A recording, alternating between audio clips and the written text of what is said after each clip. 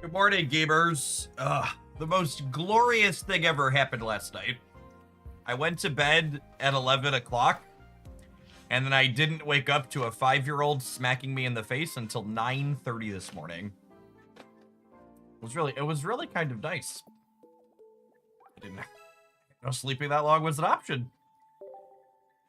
Not Hellmans, thank you for the 16 months. I really appreciate the continued support. Welcome back. Good morning, good morning.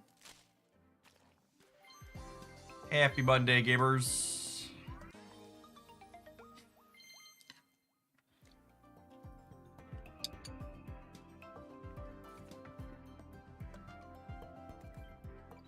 Victory, thanks for dropping the primer off again. Appreciate the 8 months. Good morning, good morning.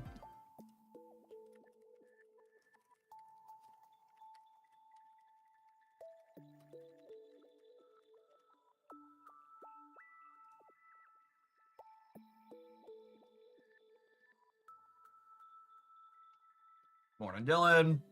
Hey, Pablo. Thanks for the 20 buds. Good morning, good morning.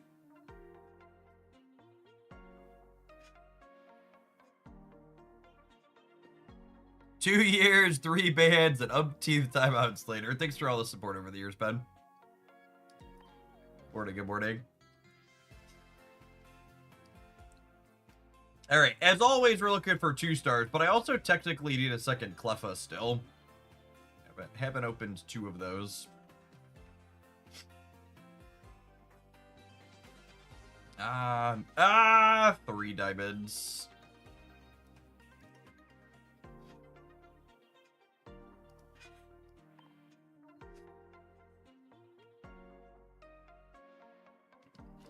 Were the children drugged or was it a lunar eclipse? Haley swam at the pool for, gosh, over 3 hours yesterday, probably, while we were at the campground. So I think she was just worn out.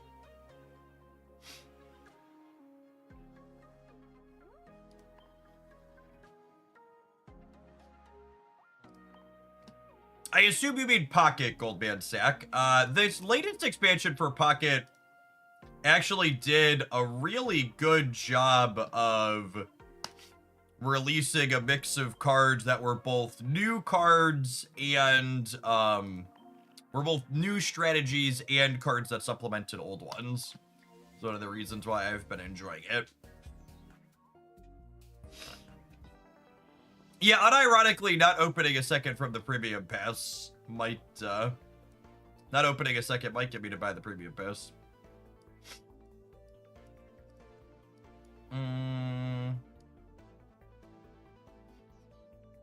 Speaking of, I think we're gonna start with Arceus this morning. Ben! 5 years is a long time. Hope life's treating you all right. Appreciate the 60 months.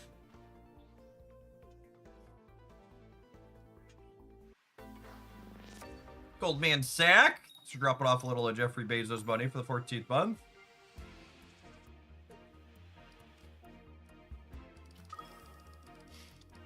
Do you think Yanmega could be serviceable with babies? I think, unfortunately, Yanmega is probably a card that's just eternally power crept by Arceus.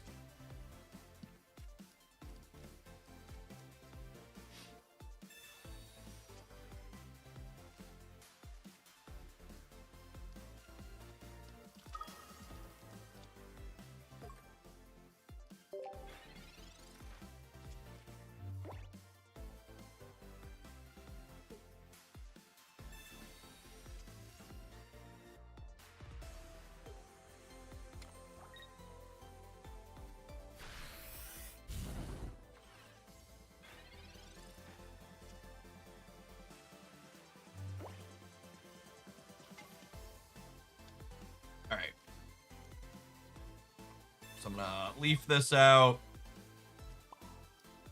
Energy here. Retreat. I don't think there's any reason to keep this because if they have the candy, the what's it called, does 30 plus a burn, which will still deal 50, so might be giving up a point here. The fact that we did nothing on 1 probably means we're cooked here. If they have it, we need them to miss a beat like we missed a beat. Any consideration for Kingdra, Lumineon? I just don't think Kingdra's likely a playable card.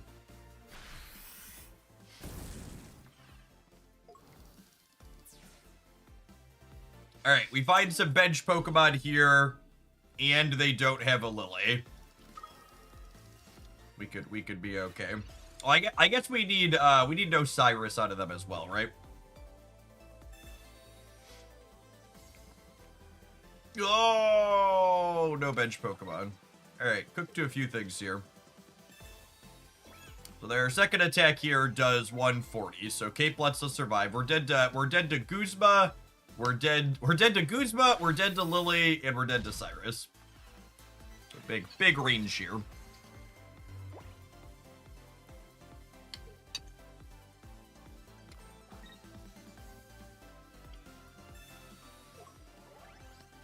Oh, apparently we're dead to that one too. That one does 30 more, yeah.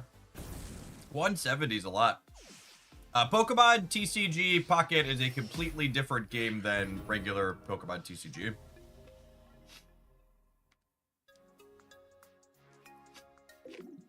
You know, I haven't given this social lesson in a long time, but I know there's a lot of gamers in chat that need this interaction for learning how to talk with people. So let's give a little social lesson to Stubham here. Coming in to a streamer's chat and saying, "Hey, are you sick? You sound sick," is a negative EV social interaction. It's like walking up to someone with a stomach and asking them, "Hey, are you pregnant?"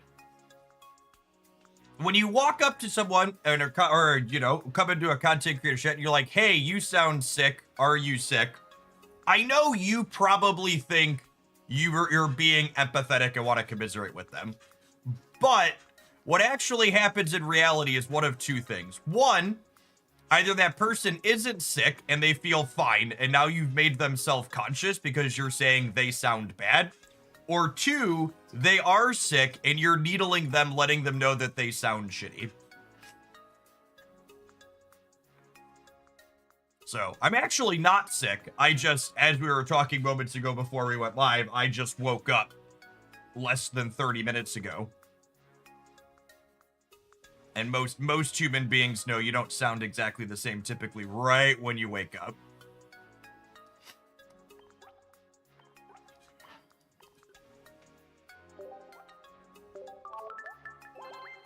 Darth Morgan, thank you for the over 2 years of support. Appreciate that. Welcome back. Prozol, thanks for the 15 months.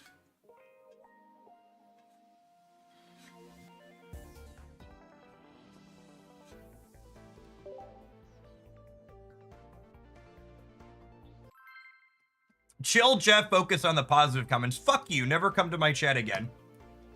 Imagine me giving that simple life lesson in a very pointed, constructive manner and explaining it from a game theory standpoint and just being like, "Actually, Jeff, you're the problem here."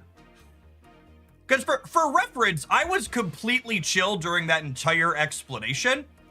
I'm just not whispering into my microphone while I say it. Chat, I've been streaming for over a decade, and I can count on one hand the number of times I've been mad or not chill on stream.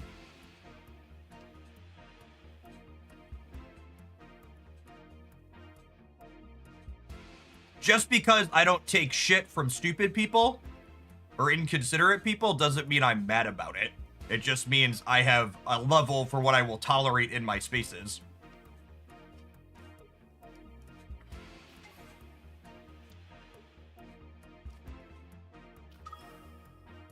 All right, this is a pretty good opener. Our deck doesn't love going first ever.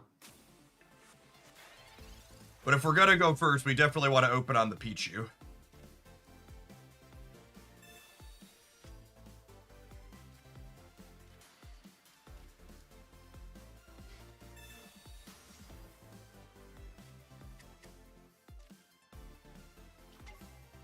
I think we're definitely supposed to cape here, because a lot of these Zubat decks are Nihiligo decks, or whatever its name is, that makes poison deal extra damage. I don't think I want to put second Arceus on the bench.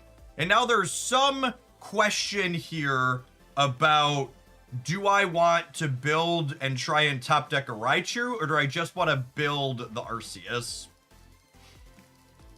Like, I think I'm going to play to the Raichu next turn. We'll see. I'm not attacking with the Arceus next turn either way.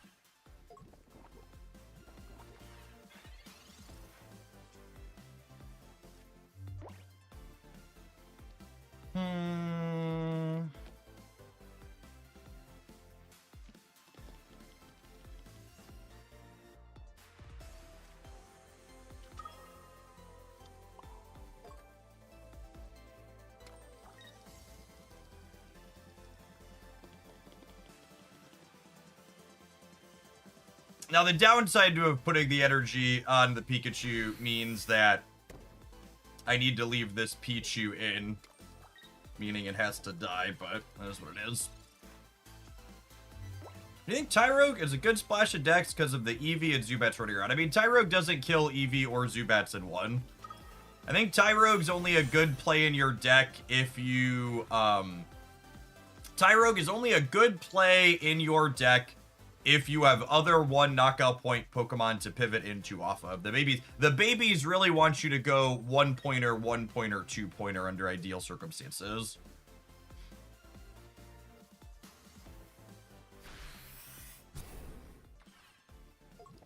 Like here, because I don't have my Raichu, we're going to go into Arceus second here, which is really not ideal.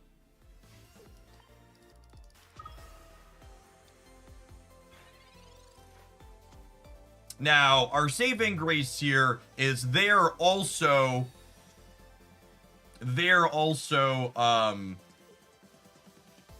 missing their EX to start. So we're each giving up a 1-pointer into an EX. So neither of us operating under ideal circumstances here.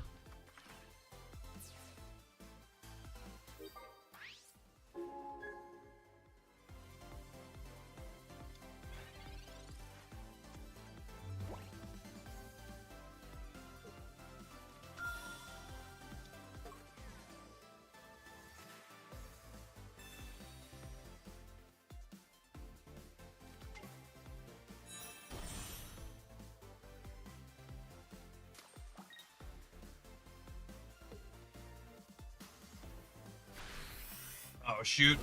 I need to draw a cape now.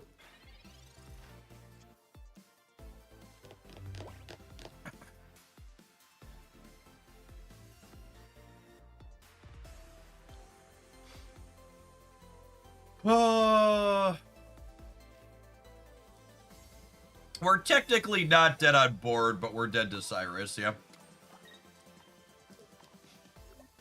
The way this has worked out.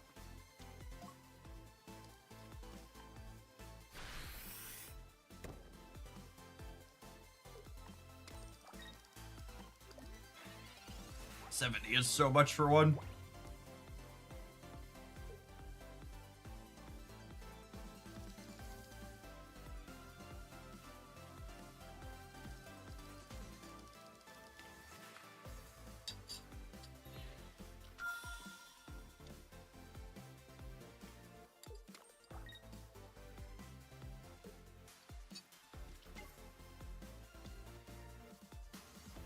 As is well moved by the opponent. They don't have the what's it called. So this could be a window to draw my cape though. We both pivoted to 1-pointers to buy time. So they're currently winning on board.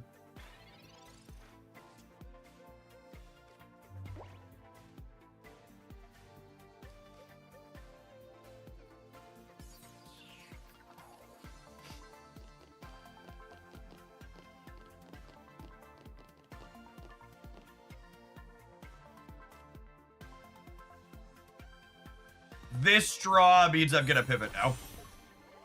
I'm gonna leaf this Arceus out.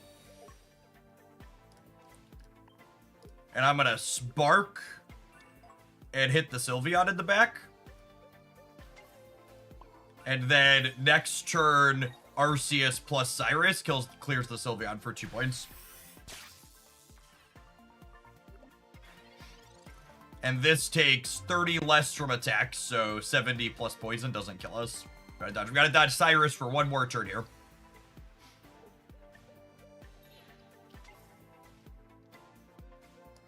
There were 7 cards in their deck.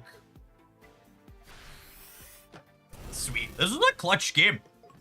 I didn't think we were gonna be able to maneuver it without the cape, but the Raichu off the top in tandem with the Cyrus here, quite good.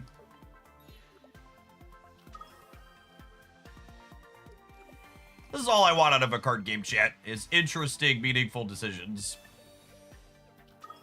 This deck list delivering so far for us.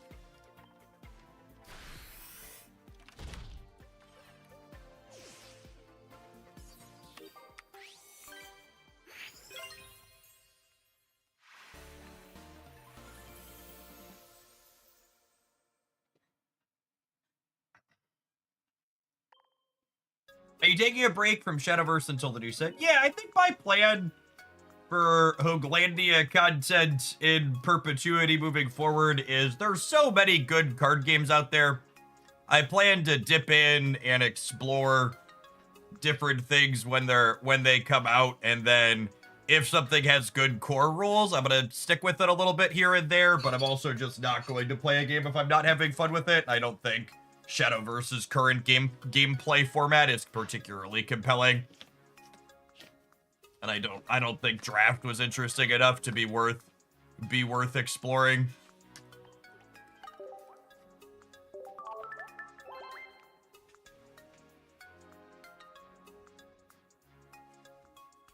I think most people who watch the stream now watch you for not the particular card game. I mean, I think there's a core audience that's true for, but that's definitely not true. The numbers definitely ebb and flow game to game by a pretty solid margin. But we've got a core group for sure. That comes everywhere with us. Snap is still number one metrics pretty much with a bullet. Even without Twitch drops.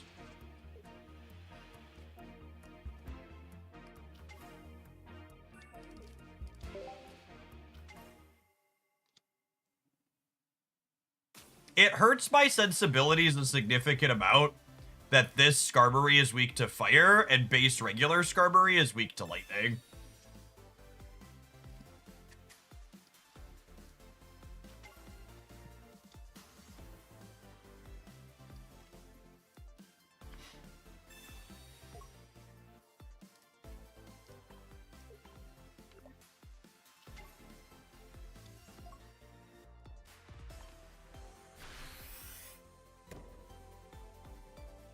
You just say that because you're on lightning at the moment. I just think they should both have the same weakness regardless of what that weakness is. It's weird. It's weird to me that they're the same type. It's weird to me that they're the same type but have different weaknesses. The same type, same character, different weaknesses. Oh, I think our draw is going to mean we're cooked here. Them having both first energy advantage and our draw being bricked here is not good. Vince B. Mega, thank you for the 11 months. Appreciate that. Welcome back. You could not fall out of Master Ball rank anymore. No, you can't demote between major runs, basically.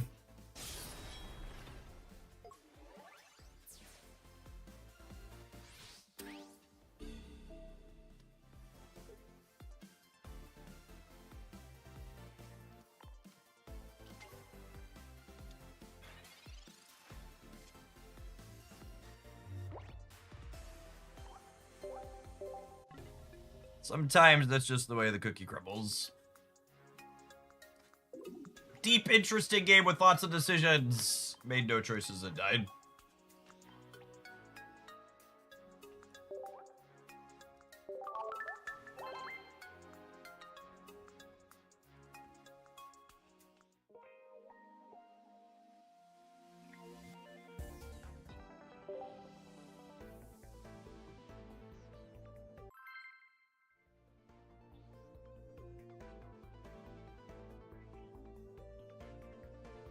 Any thoughts? The next little expansion will be featuring. I actually posted a tweet last night tagging them that if they don't give us EX dogs, I'm gonna be real mad. All right, currently batting 100 on going first, but this hand has Pichu into Arceus, so hopefully that bodes well for the home team. Drudagon Dark Energy. It's been a while. Right, I'm gonna have plenty of time to activate this Pichu, I would wager.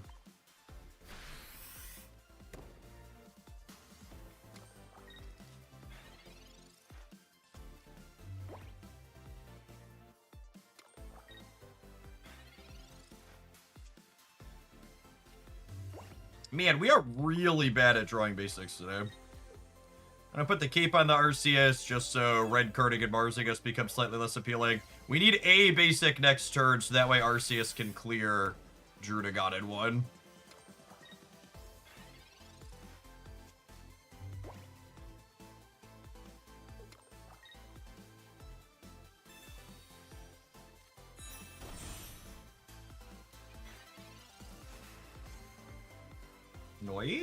Noise. And getting this knockout this turn's a big deal because it forces the Tyranitar up to the front before it's ready to attack.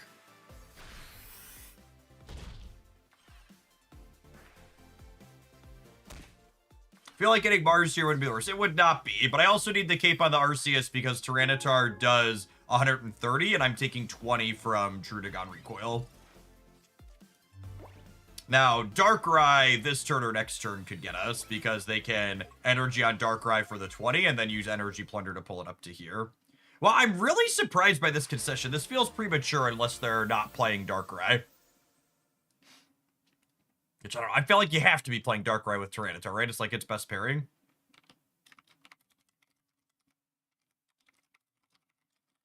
Maybe this had somewhere to be.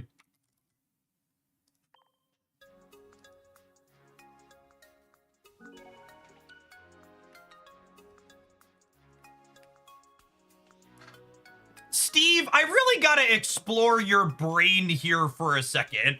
Steve on the YouTube side asks, is opponent playing Mogwai's T-Tar deck? What is it about Mogwai's content in particular that drives so many of his viewers to attribute deck credit to him? Because I've never existed in a card game space before where viewers so regularly are like, this particular creator is responsible for building this obvious combination of cards. Actually, Adam, thank you for the 29 months. Welcome back. I've played a lot of card games, and I've never experienced that before. It's not like occasionally something would pop up where someone would be like, oh, so-and-so made that. But with Mogwai, it's constant. There's people who are like, why didn't you credit Mogwai for this deck? It's like, I don't know. Because I'm playing a game that has 20 card decks in it. This combination of cards was obvious.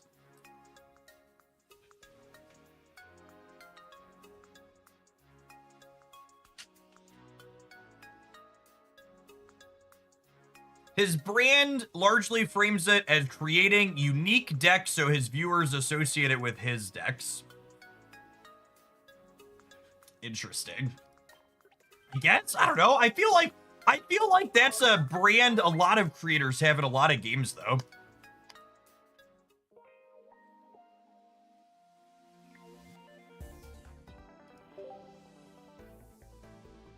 Very, very strange.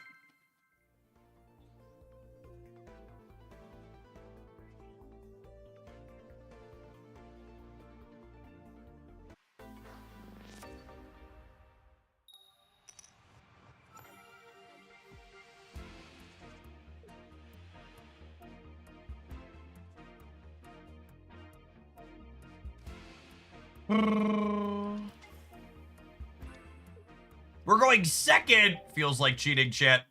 Feels like cheating.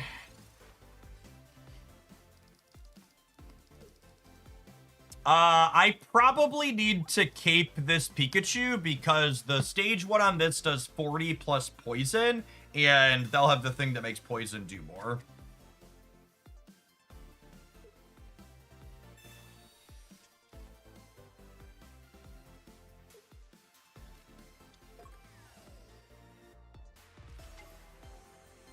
Yep, there it is.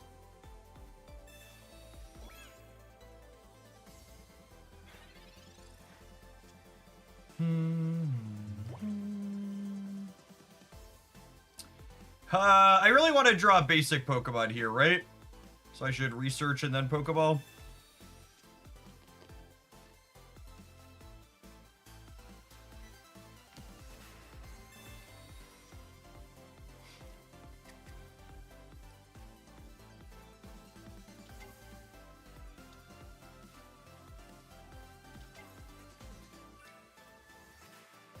So this could do 180 to old Guzzle.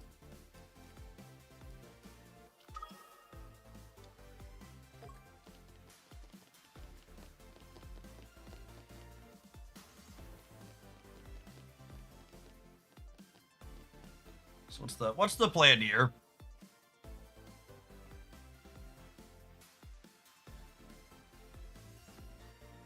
I think I'm just giving up the Pikachu because I'm gonna give up the Pichu as well, right?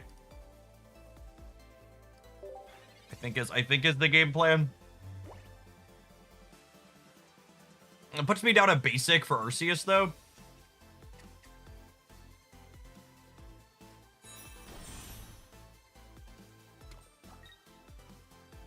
I could have caped to play around this.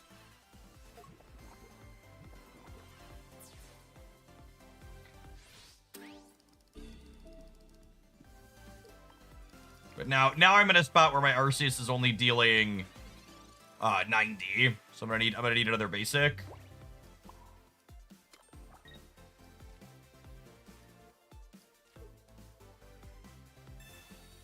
I'm gonna keep my friends up here.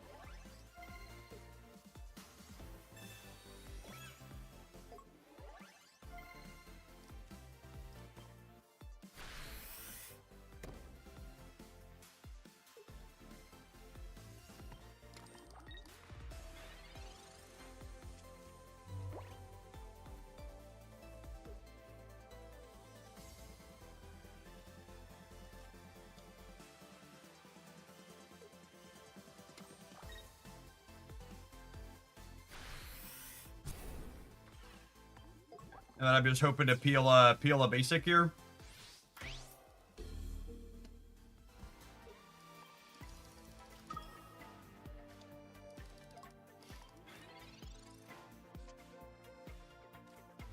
That'll do, Pig. Top tier Harley, thank you for the 18 months. Appreciate the year and a half. Welcome back. I think I chill on this for now, because there's a world where I pivot into Arceus Raichu, potentially. And then we're immune to the poison here on the Arceus.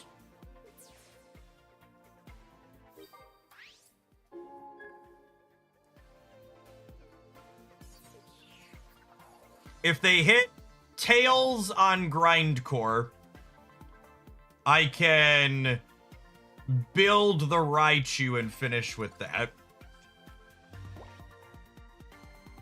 Oh, they just have second evolution Lusamine here, yeah? And then I'm cooked.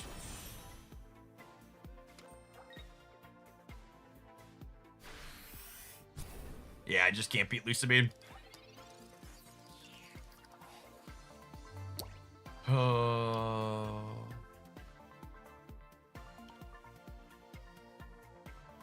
Yeah. Not good enough. Do you play Alima in this deck? No, Alima's not good in this deck. You play copies of Leaf because you need to reposition Arceus on the first turn into a baby when you open Arceus. It's really, really important that you be able to pivot to your babies on the first go round. You're skipping. If you're passing on your first turn, not getting an attack in with babies in your deck, you're probably messed up, or you have a bad draw and you want to maximize your chance of doing that.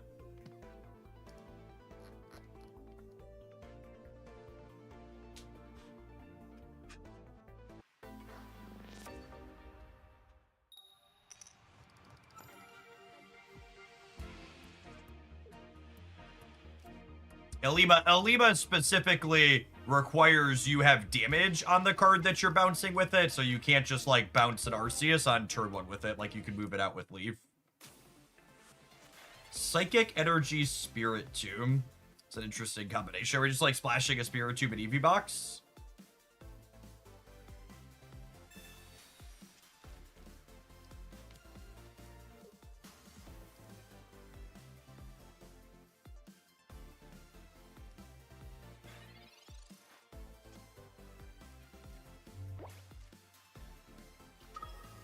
It's a lovely draw for our Raichus here.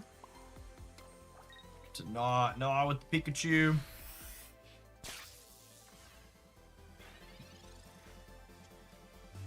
It could be an Uatu deck with Spirit Tomb. That's a cute idea. Yeah, it could be. Ah, good call out, chat.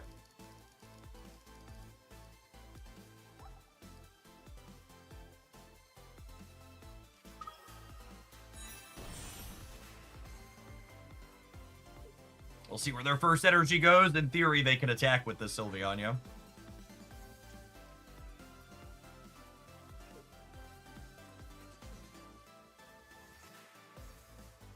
Hopefully they gear up to attack with the Sylveon. Link Raichu doesn't care much.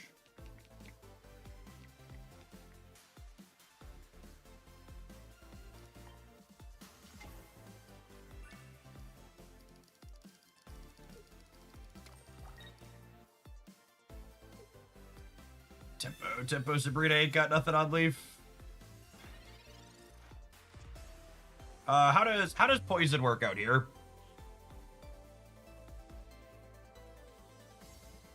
So poison puts us to 70, but then we only take 40 from their attack.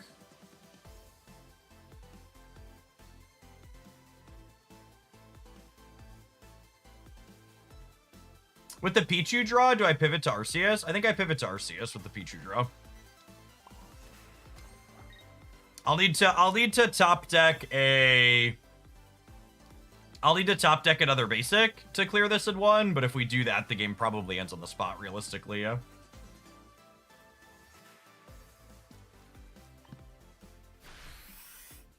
This lets me set up Arceus to attack next turn.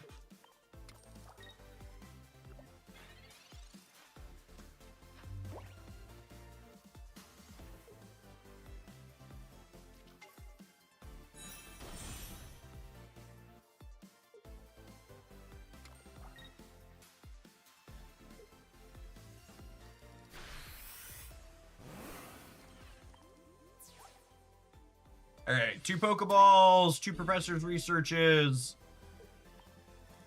a couple of basics. We're like 50% to be able to knock this out in one.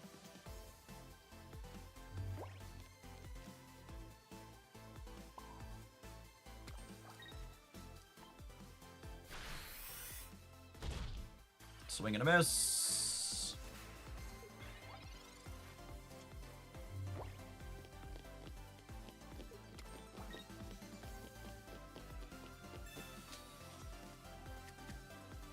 This flips a coin to set the HP to 10. So these two need 2 attacks then, in order to clear this out.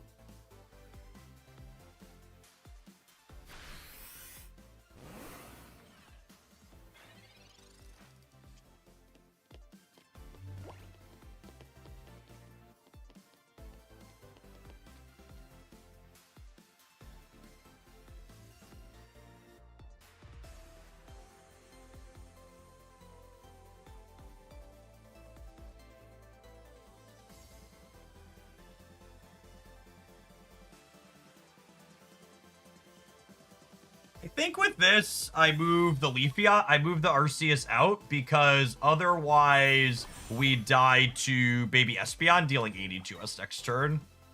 Well, obviously they're not guaranteed to have that. I don't think there's any reason not to play around it.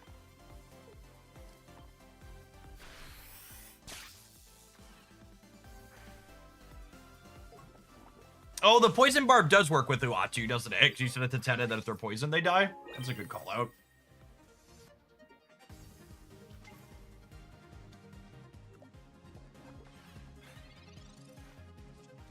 NG, thank you for the 2.5 years. Appreciate that. Welcome back. All right, and then I have to imagine... I guess they could pivot to putting the Sylveon in the active spot.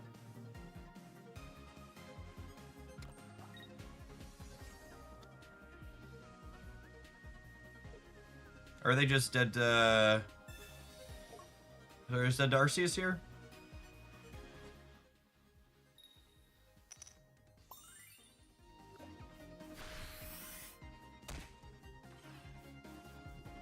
Oh, Uatu is the Marvel character, right? I've been calling it Uatu. It's Uatu. Uatu's the Marvel character. Yeah, I just wanted to play their copy of Will. You're right. I'm pretty sure it is A2.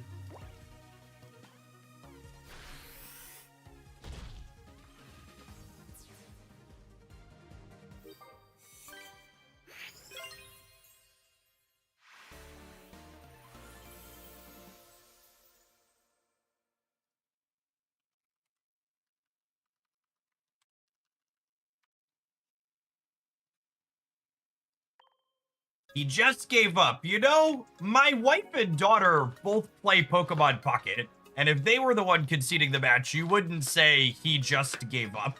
If you want a really easy little thing to make your gaming spaces more inclusive, referring to your opponents as they, them is a great way to make sure you're not leaving people out in your language. I promise you, more than just men play video games, gamers. Oh, right, there's an Arcorio in this deck, too. I was like, I thought we had plenty of basics. All right, I'm gonna take a brief pause for the cause to let some adverts roll. There's our deck list on the screen. We're gonna play some more of this Arceus Raichu Pichu deck when we return. Thanks, everybody, for hanging out. Don't go anywhere. Watching on the YouTube side, you're enjoying the Pocket content this morning, make sure you tap the like button. It doesn't cost you anything, and it helps the content reach some more people. Appreciate the almost 100 folks that have done that this morning.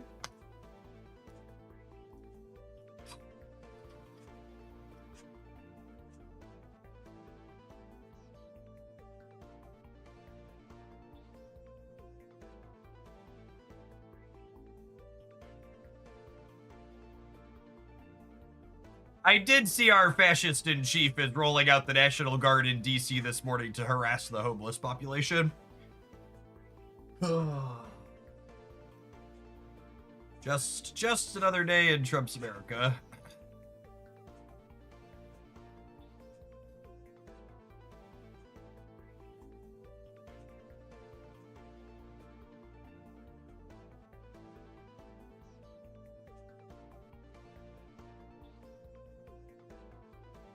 Oh, wow, a 10 Pokemon, 10 trainer deck. Haven't seen one of these in a while. Ain't that the truth? That's not entirely fair. I bet there's some Sylveon decks that are 10 Pokemon, I think. Because they play 4 slots for drawing cards.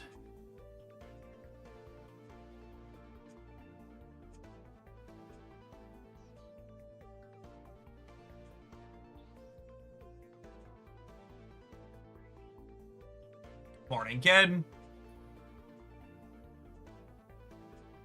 It's a darn shame these Raichus don't have a full art option, chat. They're such a standout with the rest of our pretty Pokemon. Also, like, are they saving the full art professor's research for the 1-year anniversary at this point? Why isn't there a full art research in this game yet? How is a full art or a gold or both? There really should be both by now. We should have a crowd rare research and a full art option by now.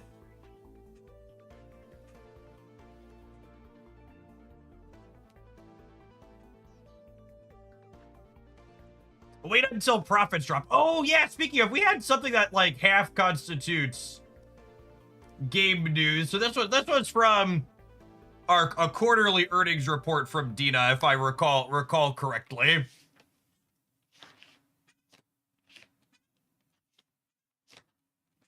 What is, can someone refresh me? What does MAU stand for again in a report like this?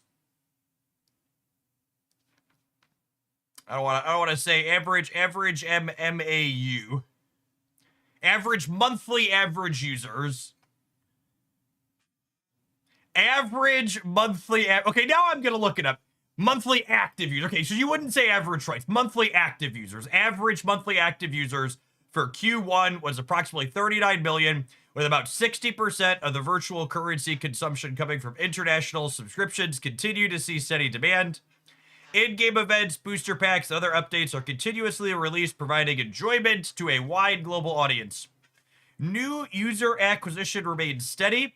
The retention rate of existing users has declined compared to the initial launch period, and maintaining monthly active users is a priority.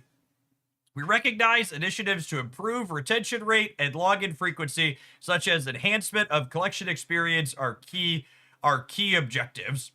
Based on this understanding and planning, development for major updates are underway, targeting a release within this calendar year. Further details to be announced to users. This, for people who aren't familiar with mobile games, this type of report really hammers home something I try to articulate a lot, which is a lot of the time when people are unhappy with a live service game, whether it's Pokemon Pocket or Marvel Snap or, you know, Destiny or whatever live service game they're playing, I always hear people say things like, well, I'm just going to boycott spending money and that'll send a message. And while to a degree, people spending money is a measurement, the thing you got to understand is this metric here, that average monthly active users, is such an important one for these games. So, like, if you're someone that's like, I hate this game and everything they're doing is wrong and they're running into the ground, you, like, log in every day to that game still, they don't care what you're saying. What you're saying doesn't matter. If you're still showing up every day, that's the metric they actually care about. Is that you're showing up every day. Your actions speak far louder than your complaints on social media. Shado, thank you for the 18 months. I appreciate that. Welcome back.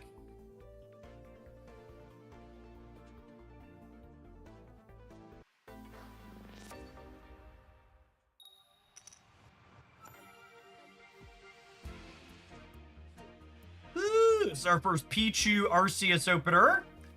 Need to run off a couple of basics to be in a real good spot.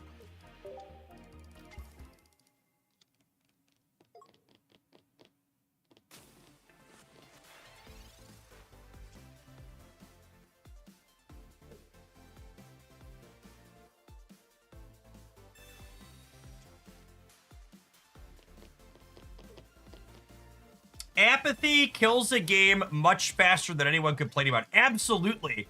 Because if your users are complaining about the game that they're playing, that means they still care enough about the game to be complaining about it.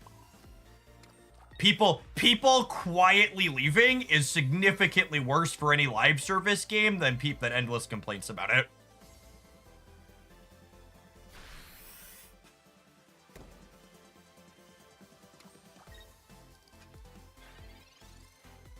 All right, if they have a leaf and then a heads on a quick blow, we could be in trouble. But otherwise, I like our spot.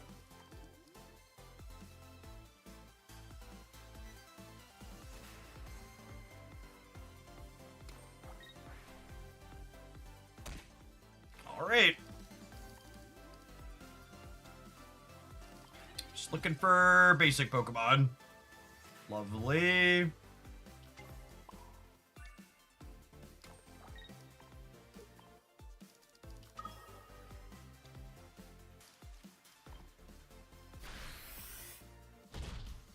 We are an ultimate forest gamers.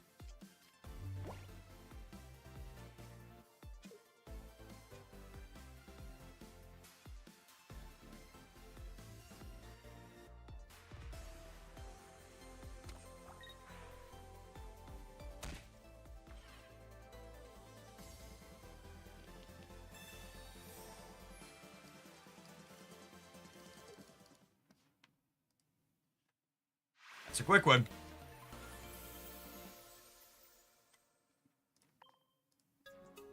B, aggressive. B-E, aggressive.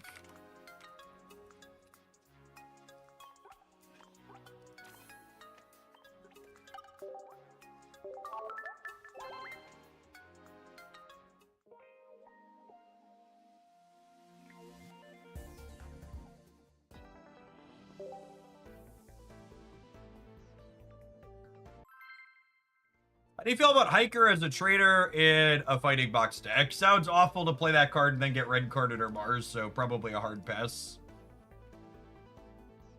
I think its upside is minimal, the downside of getting it erased is not worth your supporter.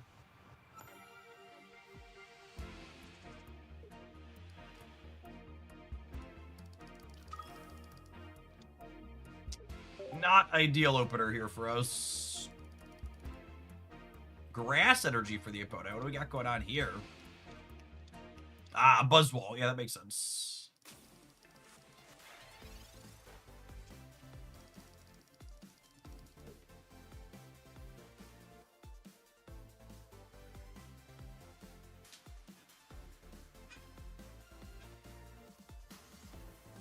Burst energy is definitely a little bit of an advantage here, but our start is pretty awkward. I need to, like, draw a leaf and have this be a Pichu.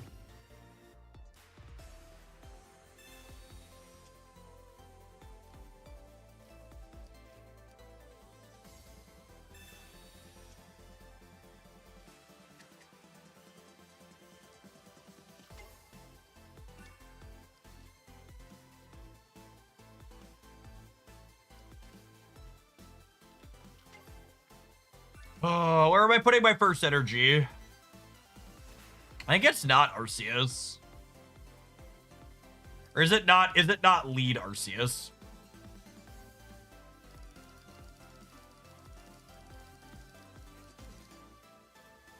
I just don't know how I ever beat a Buzzwole coming down.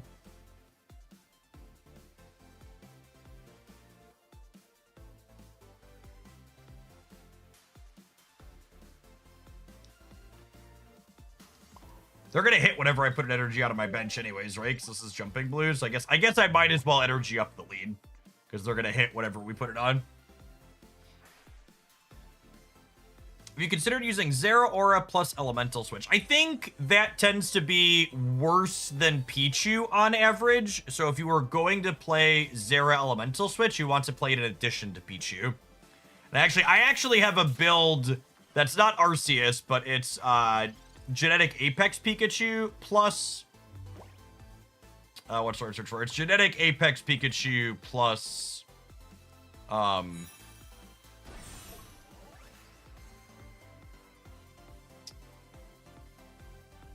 Genetic Apex Pikachu plus plus Pichu and Zeraora with Elemental Switch. We might get to that as our next deck today. We'll see. I haven't decided what I'm playing after this. So maybe we'll play that one for tomorrow. I think I'm gonna play a not lightning deck after this. No Buzzwole out of them is our saving grace here. Our draw is not great, but theirs is also not stellar.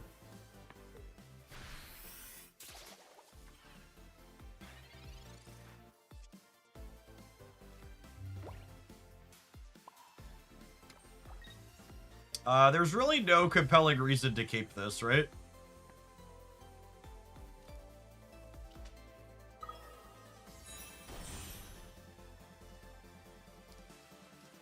It still dies to a head on their attack.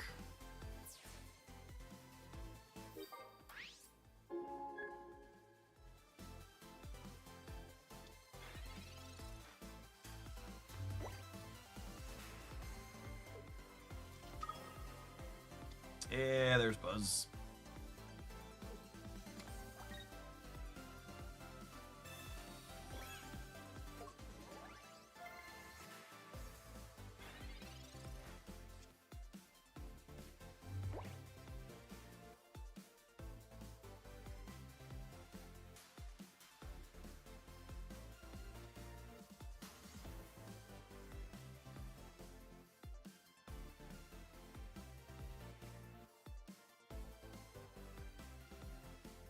Just never beating Lucamine is the issue. Maybe they don't have it.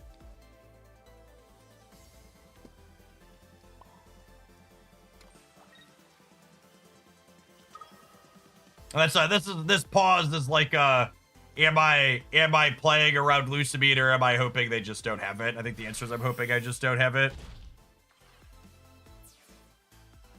And, like, obviously, their odds of having their 2 of are relatively good here, but I'm just not in a position where I have any other lines to victory other than hoping they don't have it, so. Just do this and hope for the best.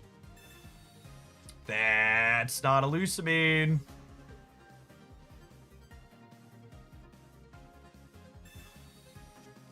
And now, because they don't have Lusamine this turn, I get to go ahead and have enough time to charge up this low-end Raichu, which in tandem with Cyrus probably means we're good to go here.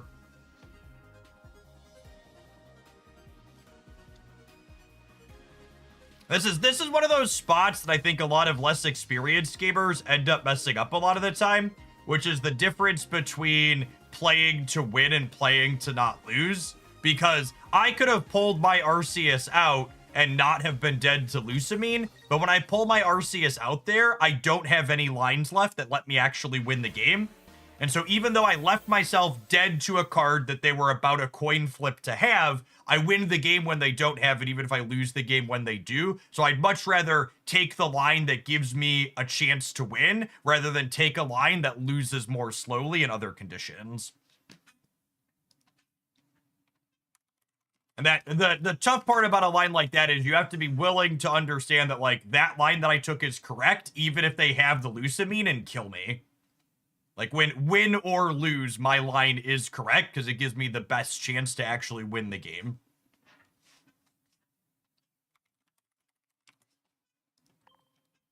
The Omega. Thank you for the entire year of support. Let's get you a mod sword to go with that sub shield. Welcome back.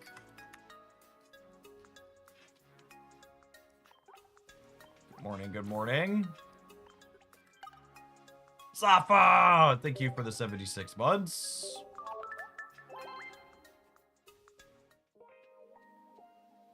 Alright, Arceus working to erase all the losses we had at the end of last week with bad decks.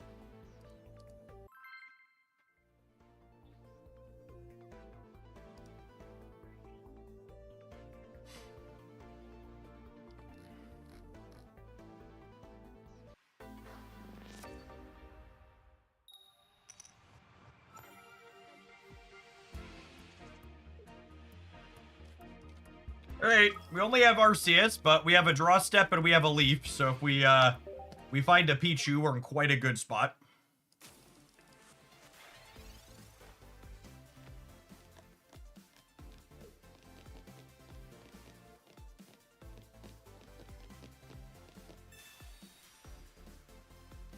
So long, leaf. I heard they do ya.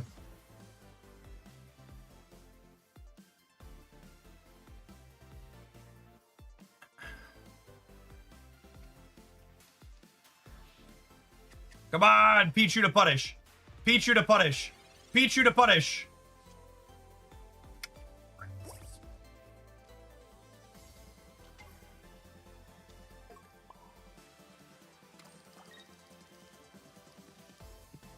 I'm just gonna leaf this out now, so that way if they have Mars or red card, they can't take it away from me.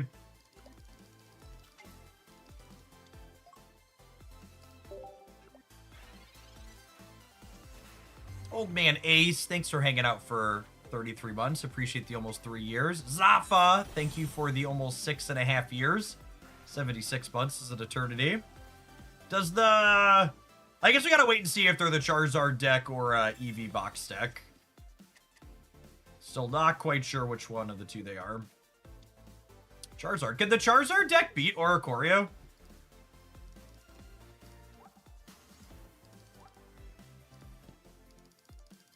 I guess I saw some of these builds playing a baby Flareon. Yeah, I saw some of them playing baby Flareon.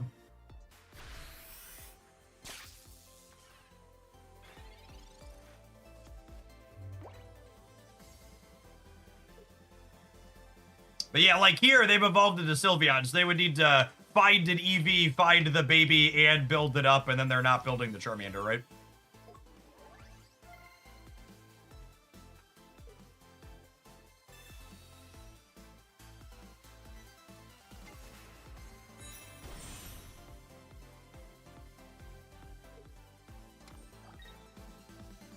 Hoping to draw some non-EX basic to insulate against Sabrina here a little bit.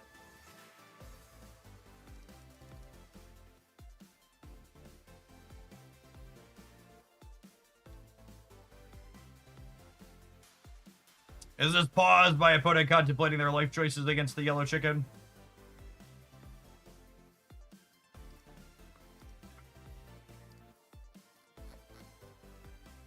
Certainly feels like it.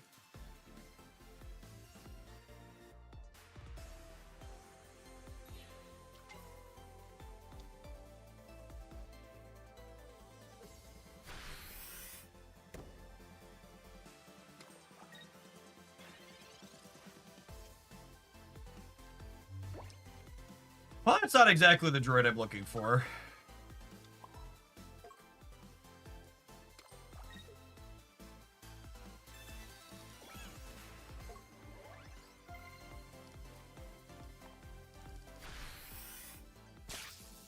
Definitely happy to just mark damage on this.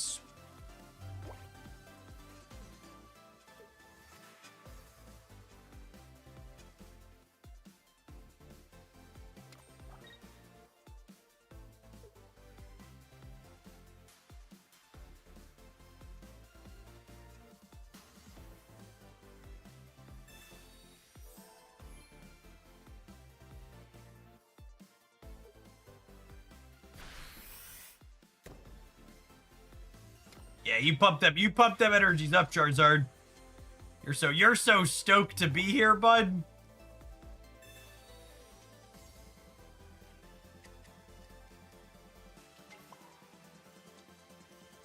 All right, and then if they don't have another Lily next turn or a Cape, the Arceus finishes the Charizard for 130.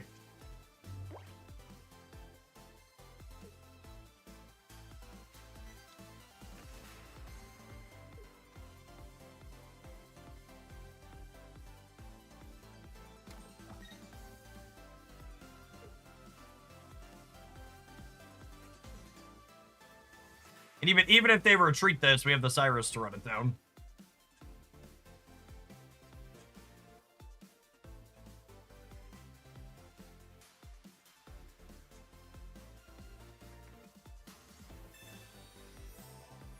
All right.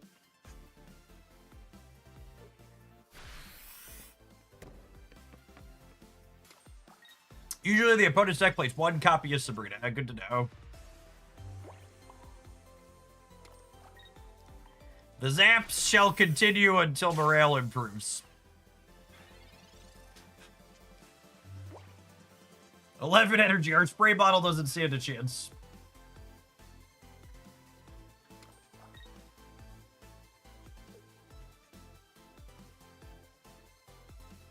And they're down both their lilies at this point.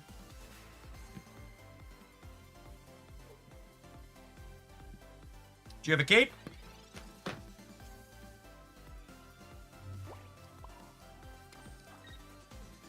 And then I assume this is a concession, Cyrus. Here, bud.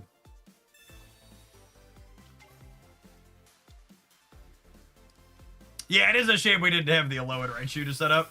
No Pikachus in sight.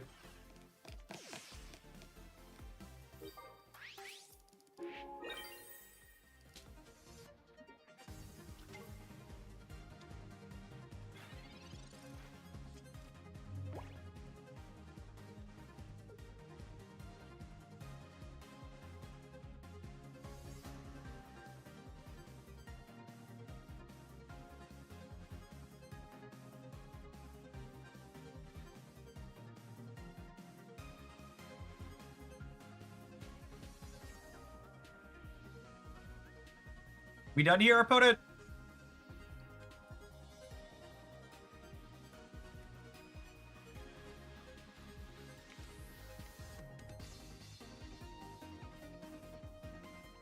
Can I get a wellness check on our opponent's cell phone?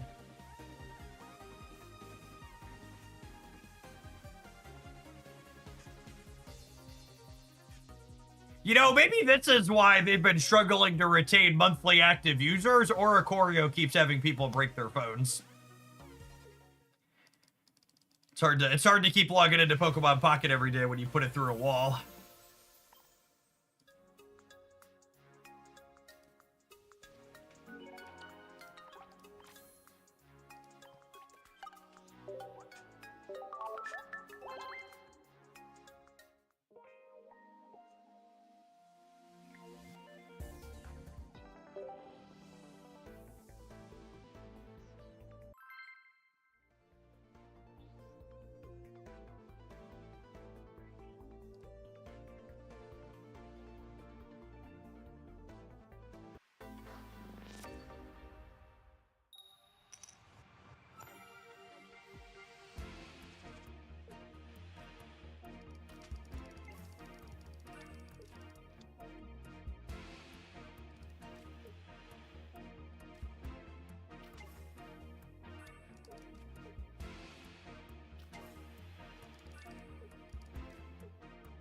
Oh, by the way, I forgot to congratulate something. We're talking about news from over the weekend. Did you hear, chat, that the Republicans did something the Democrats were never able to do in the United States?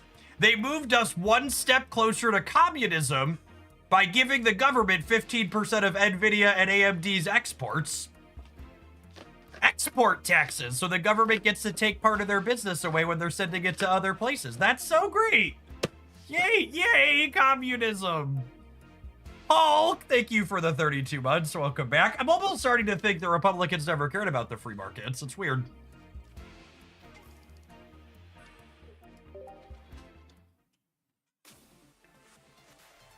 Oh no, this fanfee's about to bully my Pikachu, chat. Are we cooked? I think we're cooked. Feeling a little cooked here. If we find a Pichu, Pichu might charge Arceus. And then maybe we've had a shot.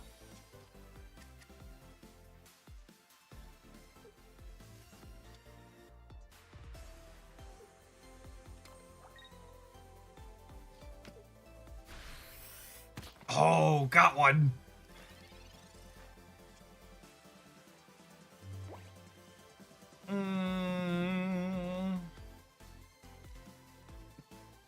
I think I'm doing this just so it takes hits here for us, yeah? I'm not excited about it, but it's where we're at in life.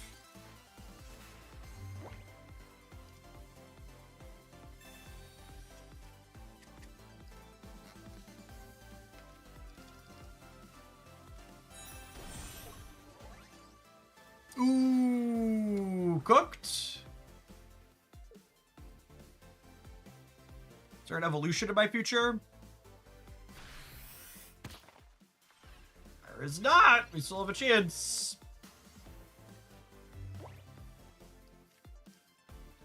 One Pichu, please.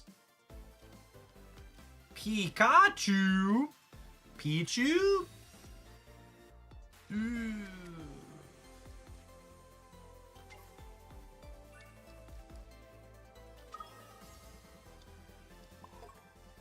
That's fine. They're gonna miss their evolution for one more turn and everything's gonna be alright. I believe.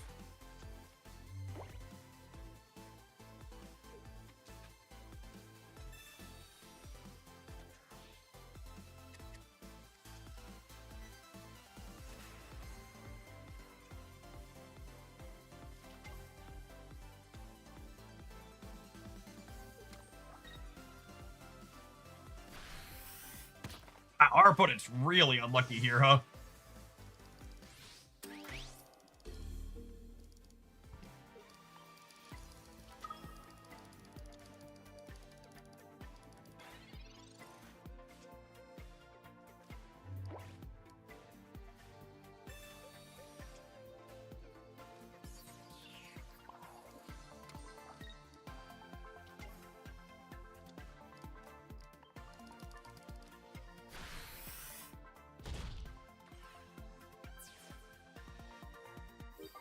So, we're gonna take 80 from this Lucario. So if they have another Fanfee, we're not out of the woods yet.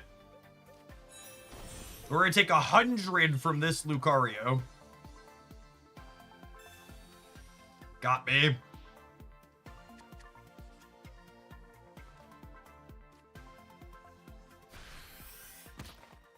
How will I ever recover from this moment?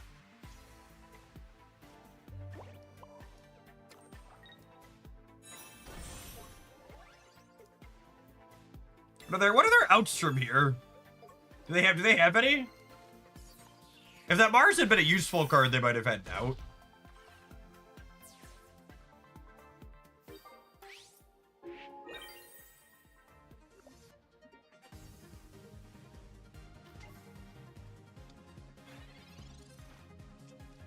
I guess they could have Sylveon here, which takes a hit for a turn.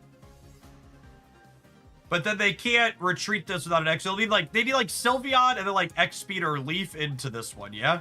Which seems unlikely. Brass Monkey, thank you for the nice sub. 69 months. Brass Monkey. Do do do do.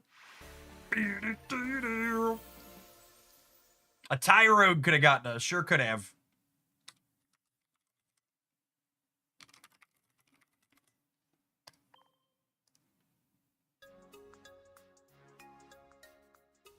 Low IQ Twitch chatter says Trump implementing export taxes isn't like communism because the government's being run like a corporation.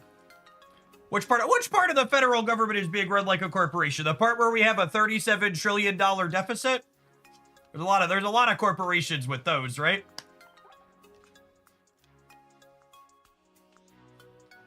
Although I guess if you consider it's being run by a man who bankrupted a casino, having a $37 trillion deficit might make sense for a corporation. That's fair.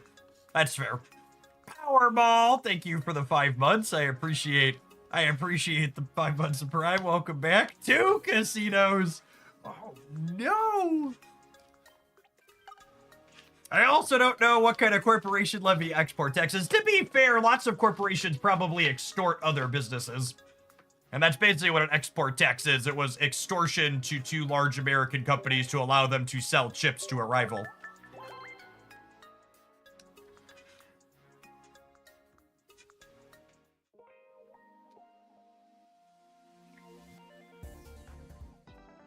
All right, we're on a 5-win streak, gamers. We're into Ultra 4.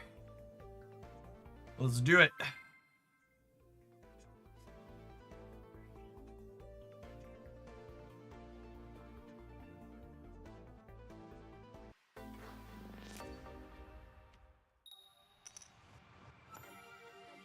And I get a Pichu. Pikachu. Gotta be more specific.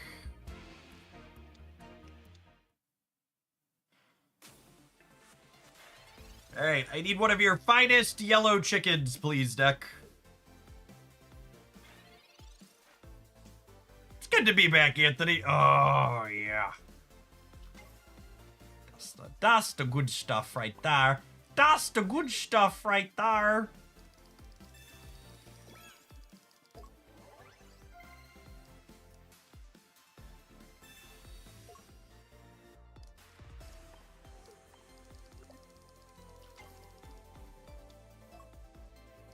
Who's a bully? Yes, you are. Yes, you are.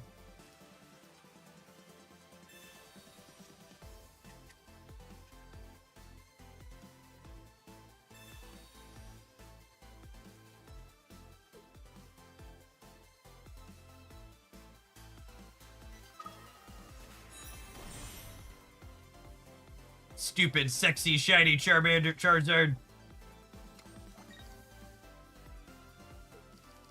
Alright, we're really looking for another 1-point bench Pokemon to give us some breathing room to play around Sabrina.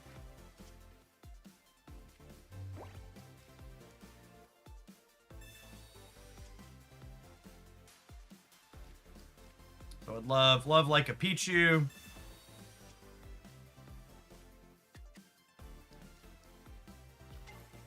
We have the Raichu to charge up here as well. NRG. Really just fully set to bully Charizard in this game.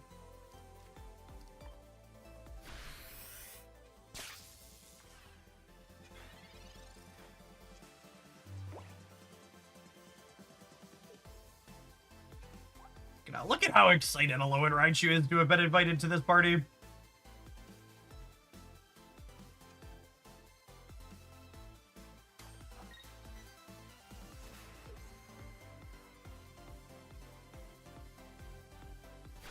Oh yeah, you keep stoking, big boy.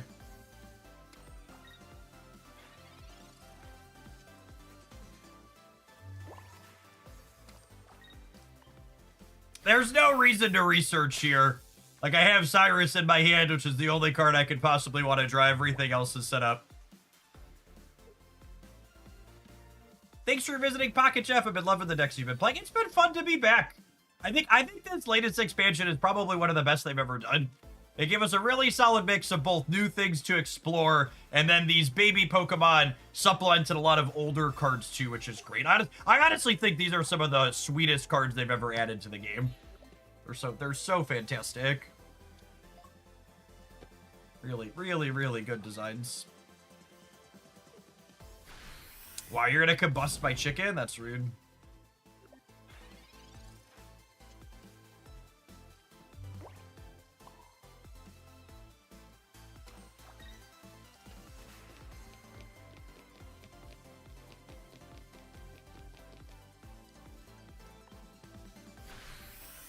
Charmander wants to throw hands, something like that. Yeah, the Gen 2 nostalgia was the contributing factor to why I decided to poke back in, and I'm really glad I did. The games have been good.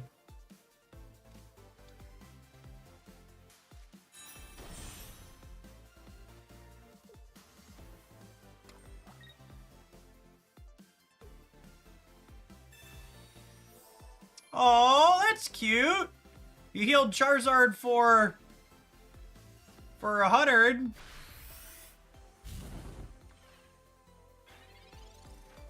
Look at how much health that Charizard has, chat. Do I think I'm just supposed to take the knockout this turn, yeah?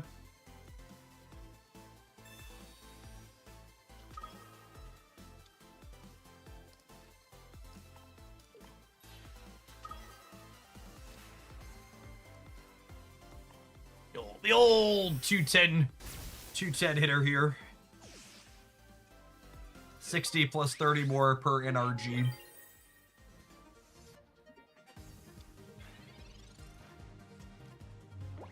So with the second Cyrus lined up here, we're technically still beating the Flareon on board as well, but the Cyrus means we end it next turn.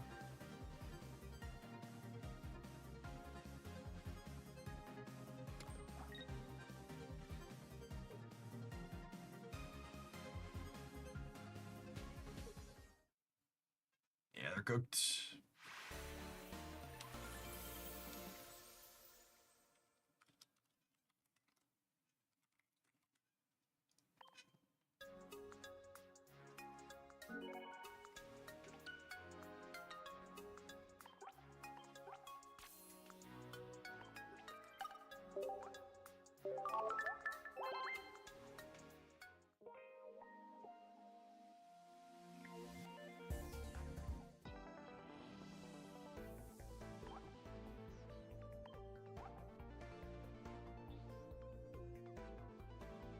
Today's deck list did well in one of our recent community Pokemon Pocket tournaments. After playing a bunch of games with it, it's easy to see where its strength comes from. This deck list is a phenomenal Pichu deck. When you lead on Baby Pichu as your starting Pokemon, if you're going first, it allows you to charge Raichu to be able to attack on the second turn of the game. And when you're going second, it lets you charge up Arceus or Alolan Raichu to attack on the second turn of the game as well. There's so many things in the current metagame that when you start smashing with 100 plus with Arceus on the second turn, you just win the game instantaneously.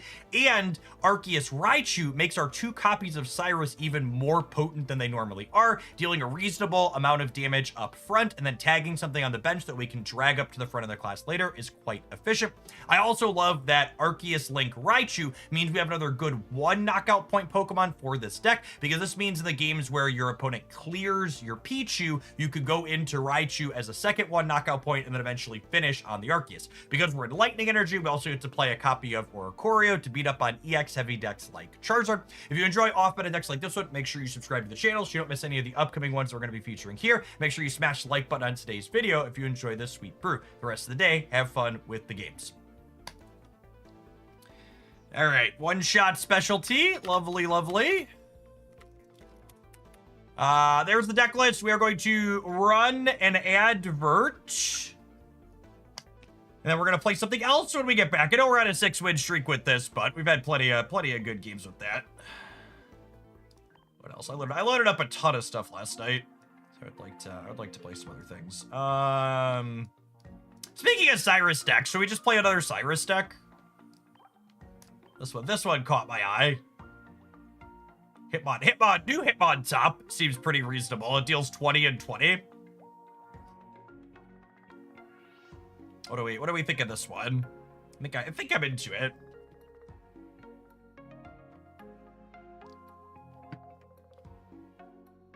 Let's roll an ad and say we'll play a couple with this. If it doesn't feel good, we'll pivot off. But I think there's a chance this is very reasonable. Part of me wonders if I want to copy X-Speed in here somewhere.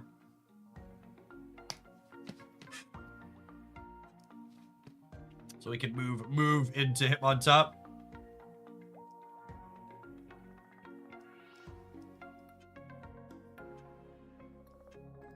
Jeff can't let this win streak get too high. He needs to keep it entertaining. Yeah, I wouldn't want to accidentally get to Masters.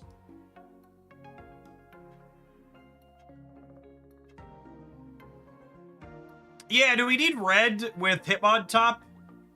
Hitmontop chip shots? Is there any deck that's not a Cyrus deck? I mean, one Cyrus is good utility in most Pokemon Pocket decks, but not every deck is a 2 Cyrus deck. Usually you want some chip shots. Notice you stopped running a middle evolution on stage 2 Pokemon. Is there any reason why? Yeah, usually in decks that have Pokemon communication, I don't play a stage 1. Because having fewer total Pokemon makes sure Pokemon communication have fewer targets to hit, meaning it's more accurate.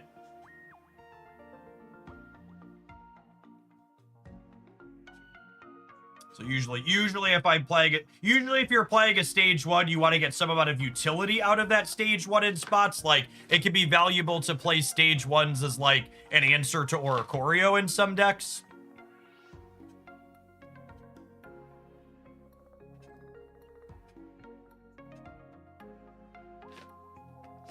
Sylveon decks typically don't play stage 1s either. Yeah, that's true. Because Sylveon decks just don't usually have room to play stage 1. So you're playing Sylveon for consistency, that's four deck slots, right?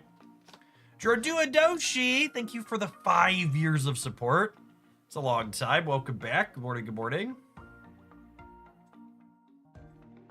I think I want an X-Speed in here. X-Speed also lets me move Hitmontop out the same turn I put an second energy on Gallade. Do I need 2 lilies? I might not need 2 lilies. I think I'm going to keep the extra red. I'll skimp on the second lily. I think I want the extra punching power from the red.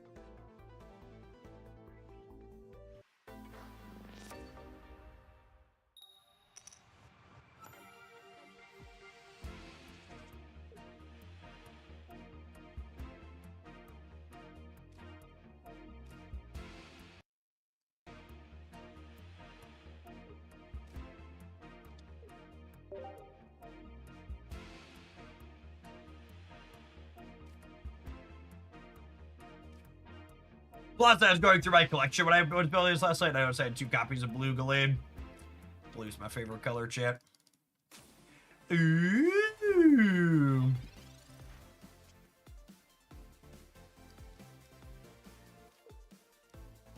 want to keep this just so their red card slash bars is a little bit less efficient. Although maybe I'm supposed to hold it just so I really wouldn't mind getting red card in our bars, make it more appealing.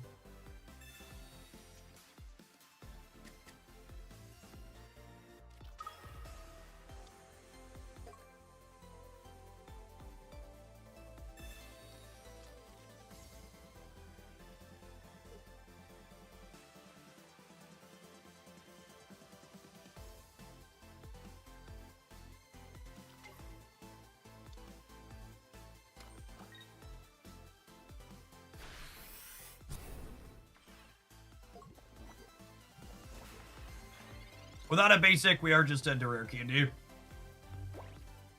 Alright. Crobat's a pretty terrible first matchup for us, so.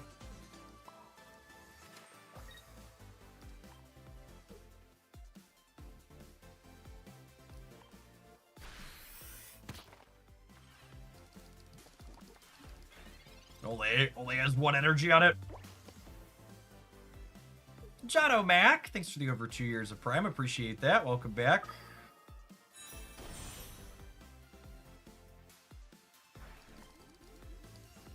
Only 8 cards in their deck, chat. They never have rare candy, right?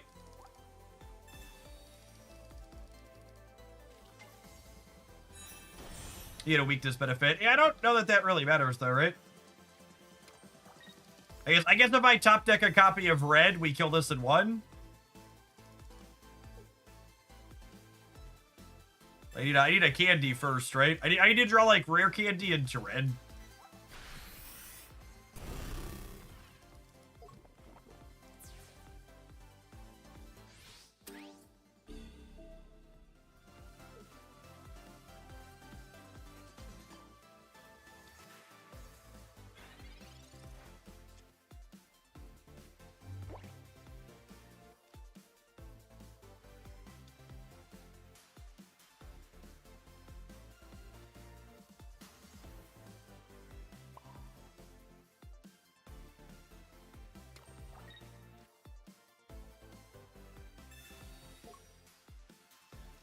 I'm not dead yet.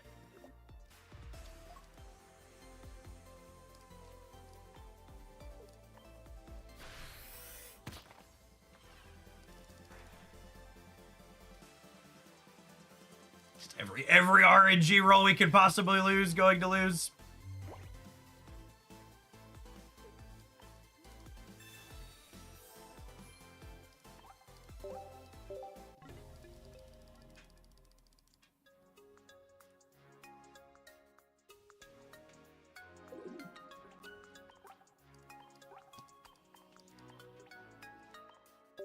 One more turn. So again, for people who don't understand concessions like that one, I'm conceding that game not because I was dead that turn, but because once they play Lily, there are no longer permutations of cards I can draw from my deck that allow me to win the game. And playing to the out of my opponent's internet disconnecting is not a worthwhile use of my time while making content.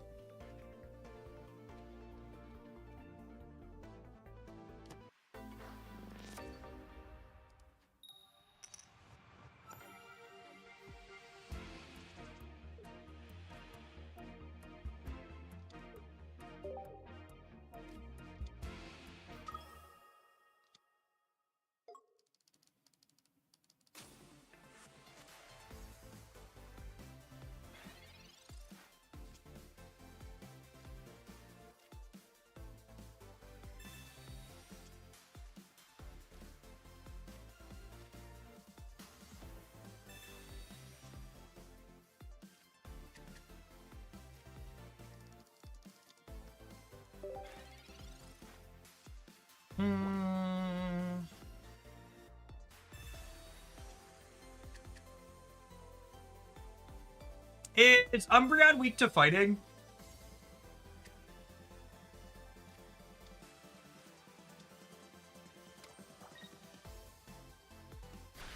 Anyone know? Umbreon's weak to grass. That's unfortunate for us.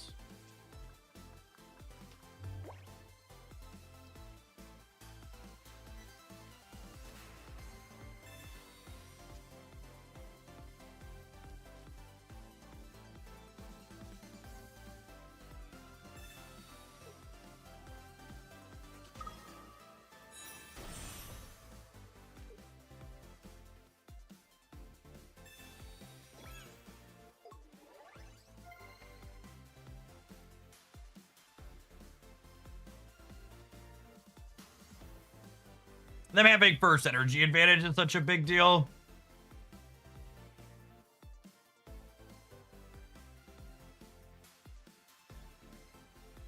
I guess I have Tempo Cyrus. I don't put energy on here and take a pop shot.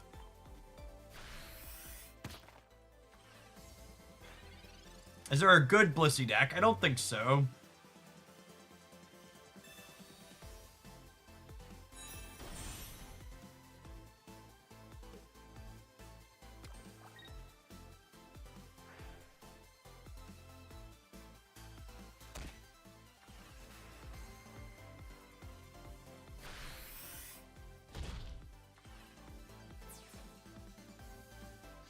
Oh, should I put damage on the Greninja, maybe?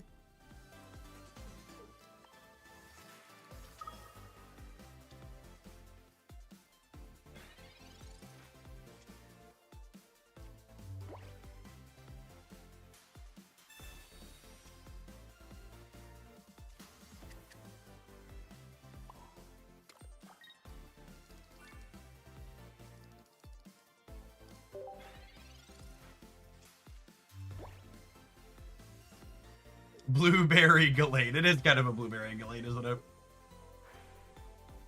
Average Bear, thank you for the 25 months. Welcome back.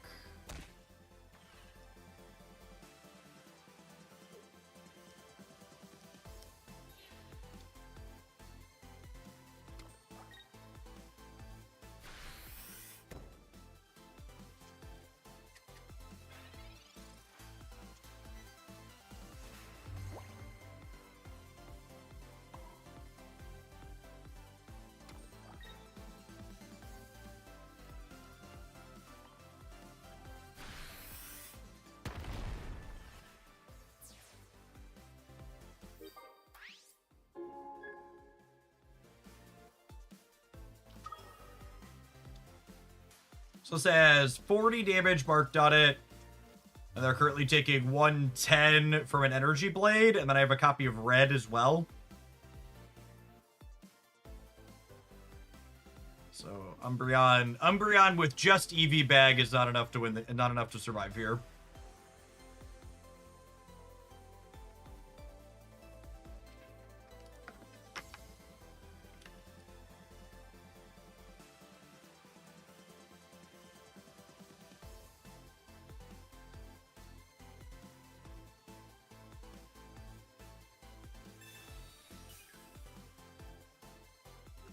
Okay.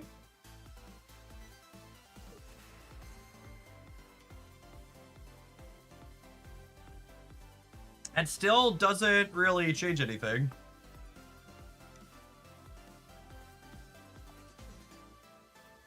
It's a game action they could take, I suppose, though.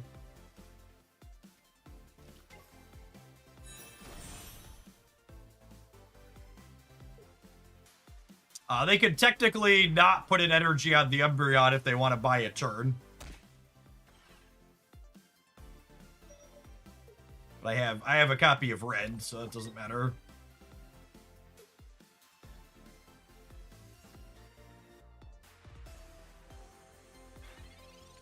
Cool. I think they were trying to noodle out a way to get out of this, but they're just cooked.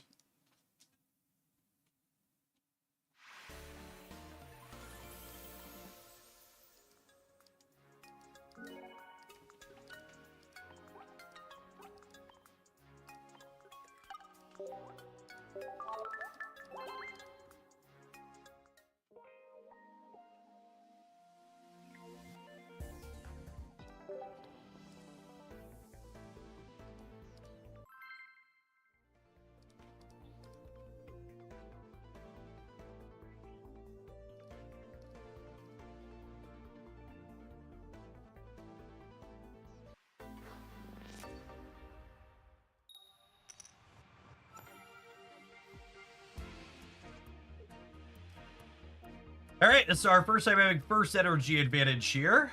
Hitmontop as the lead. That sounds pretty good.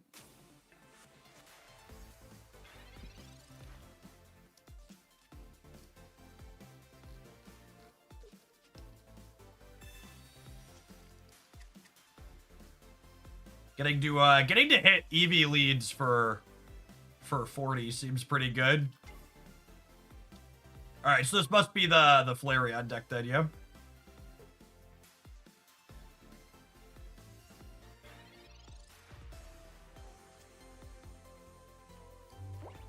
That's a pretty good draw. Assuming we hit our 66%er. Narrator, we did not.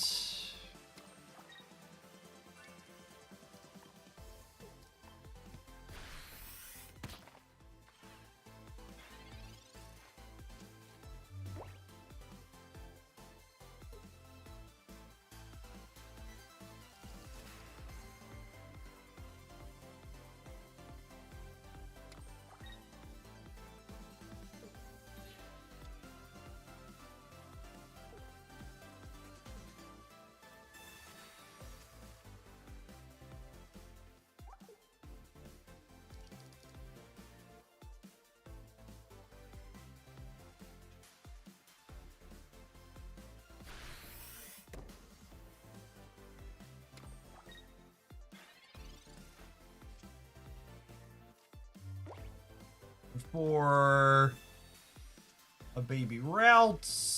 Lovely, lovely.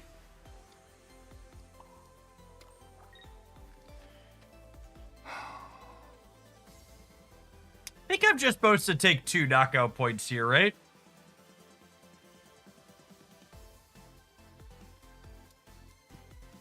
It's worse. It's kind of awkward against Mars, but it puts us in an ideal spot overall.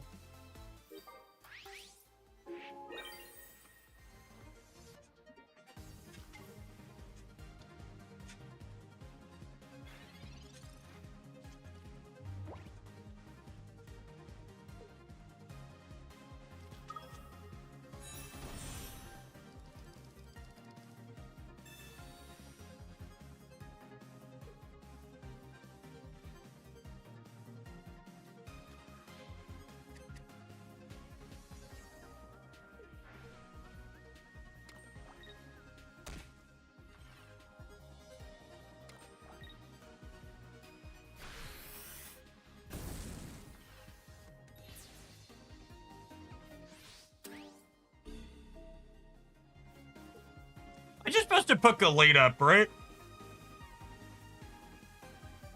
I'm supposed to put Gallade up. The Gallade technically dies to double EV bag red, but I think that's unlikely enough that we just want to 90 them.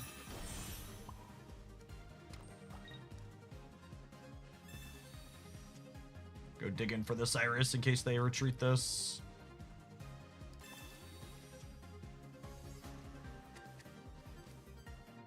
I don't think you're ever in a position to play around double EV bag red.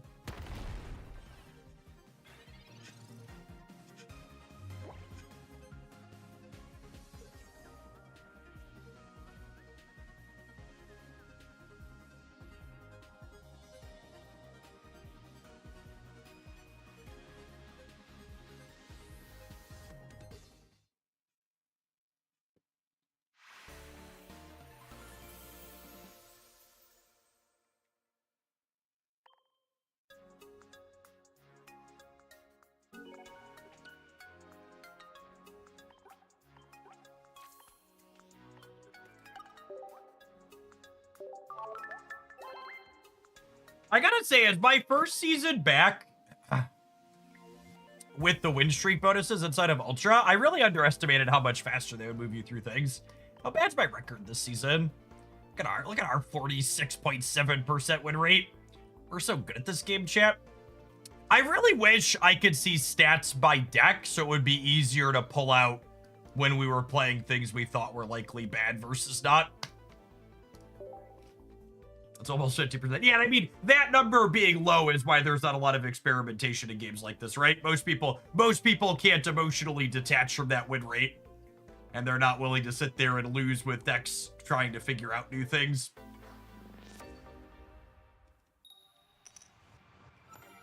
Attach too much of their self-worth to that number.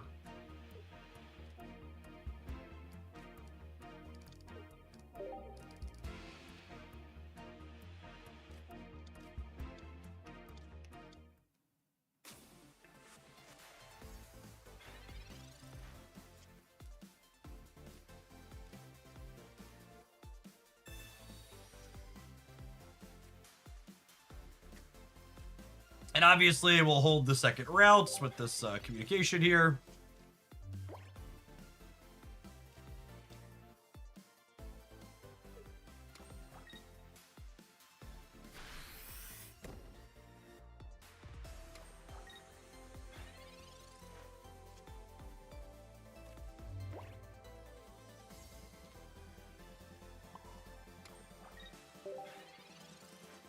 If they have Oricorio plus Supporter, they clear the Hitmontop anyway, so I'm just going to go ahead and power up the routes to position us to get Gallade online, says Local Man about to be Sabrina.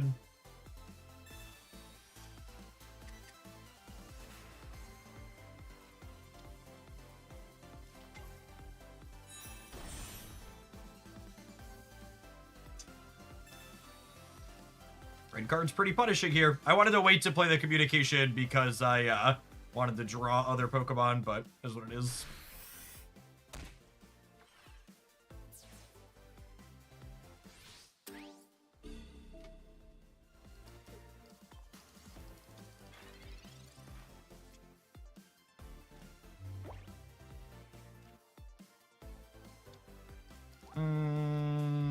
Probably dead here at this point. Oh, I should play the other. I should hold the routes because of communication, right? If I research, we need to like research into Candy plus what's it called, which is pretty unlikely.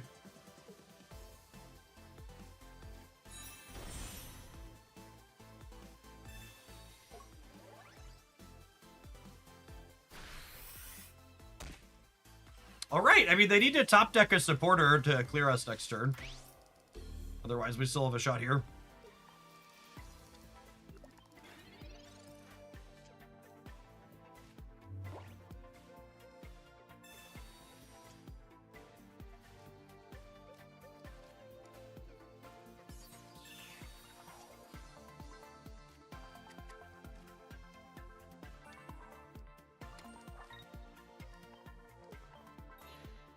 Kick the baby. If you're old enough to understand that reference, chat, make sure you stand up and stretch. Maybe take an aspirin for your back.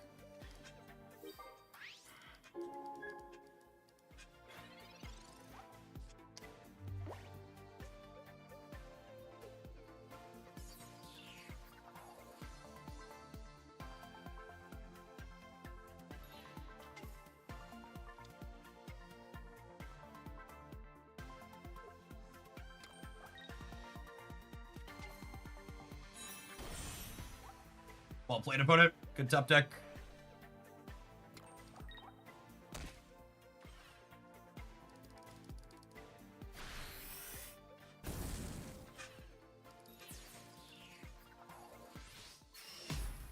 Our combination of them having first energy advantage and us working on our stage 2 just tough.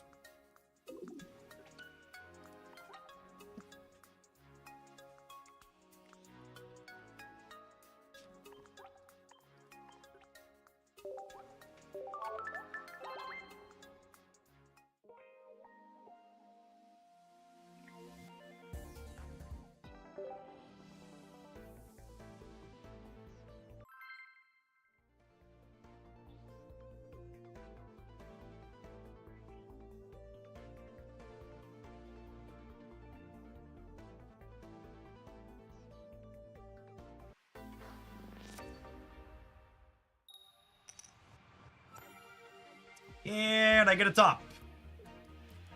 All right, first energy advantage to a top. Water energy. Ho-oh, or so are we cooking? Let's see, don't see a lot of water energy these days. Manaphy. Gyarados EX is on my list of things to go back and think about.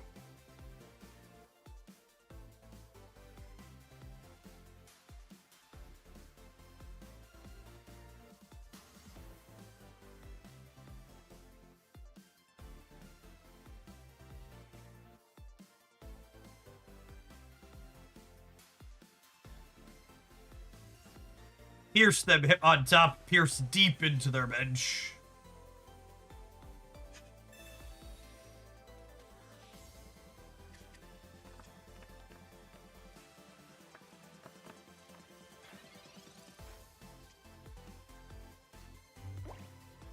I'm gonna hold on to this Hitmonlee because with Gallade and Rare Candy, we could top deck Communication and use it to fish up routes.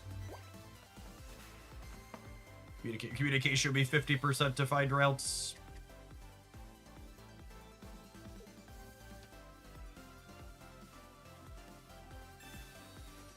I've not played with Baby Gyarados yet.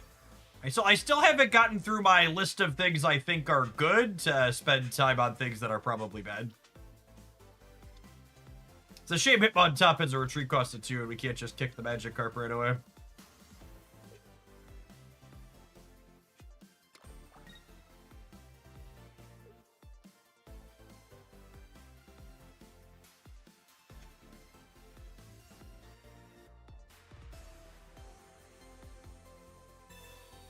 Misty! That's a name I haven't heard in a long time.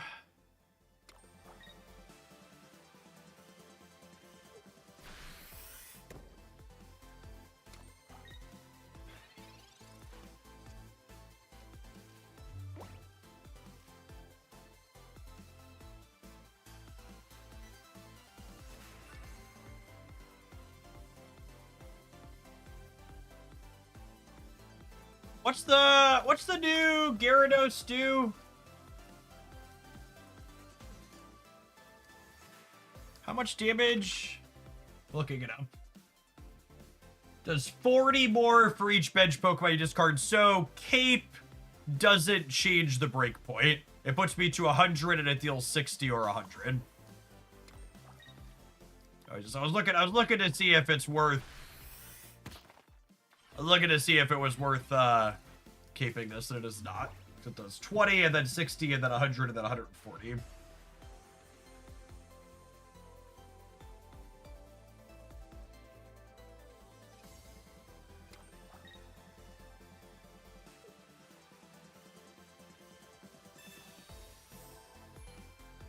Oh wow. Oh wow.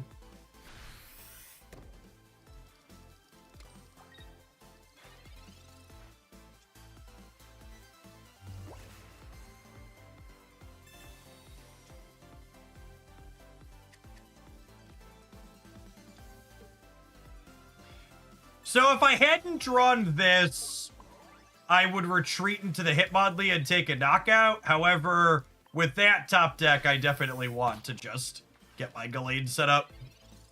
Gallade punches Gyarados for a lot with all this energy on it.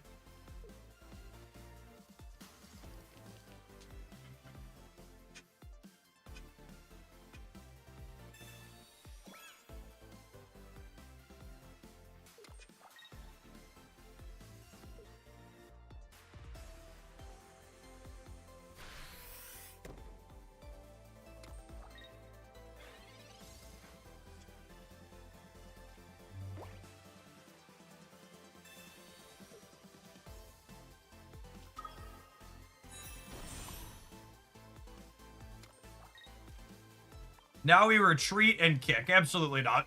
I could take a knockout here, and this thing's got 5 energy on it now, so Gallade is fine into it.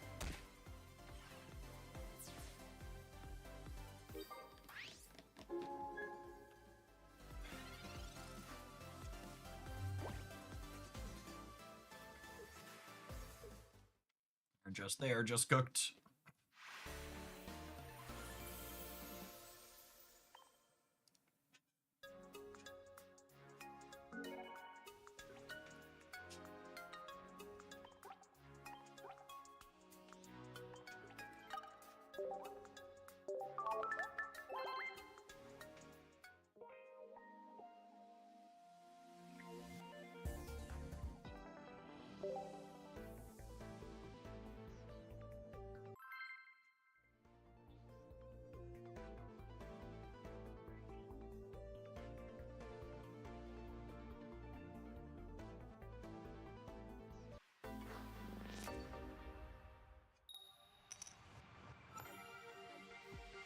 Hey, comics! Thank you for the tier 2 of the 15 months. Happy 11 hours of sleep. Yeah, honestly, I should probably mark the calendar and declare it a holiday.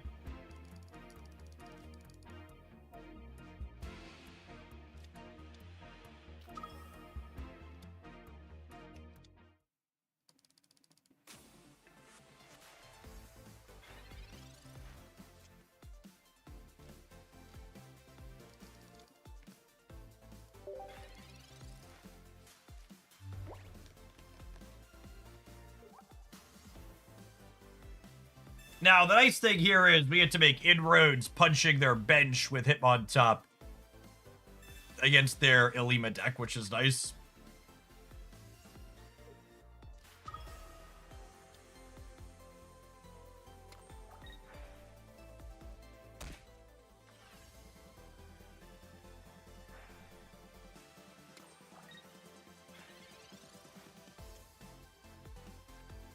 This insulates us against a Sabrina, so I think I'm going to play it. Gallade only does 130 to a fully charged Darkrai, so I think I want to mark damage on it twice, so that way through a cape it still gets one shot.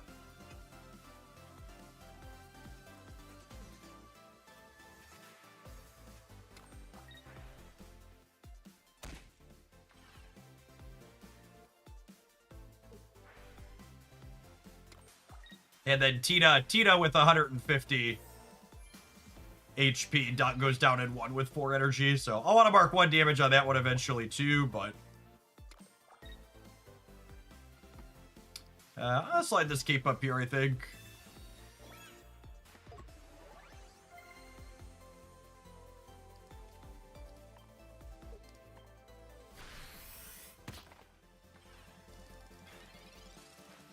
Although I suppose if they Illima this turn, they can clear me with the Darkrai regardless.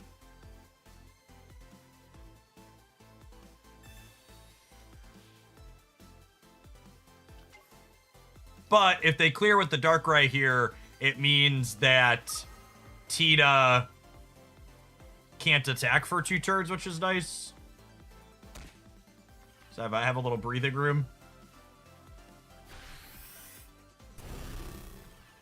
I don't have the Gallade in hand, so I think I have to put the other Hitmontop up here. Do I? I guess I could put this up and just teleport it out if I brick. It means I miss on the attack, but that's probably fine.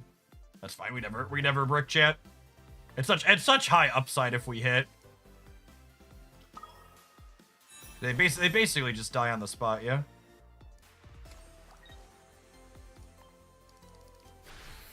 Obtuse Hobbit, thank you for the Hawaii 5-0. 50 months is a really long time. Welcome back.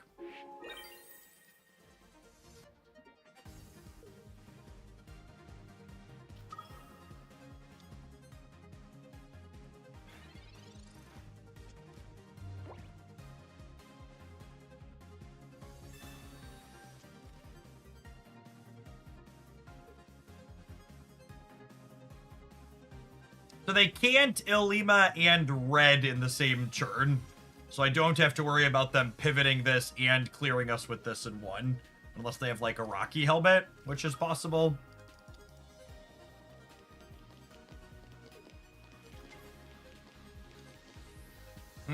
Darkrai changes the dynamic.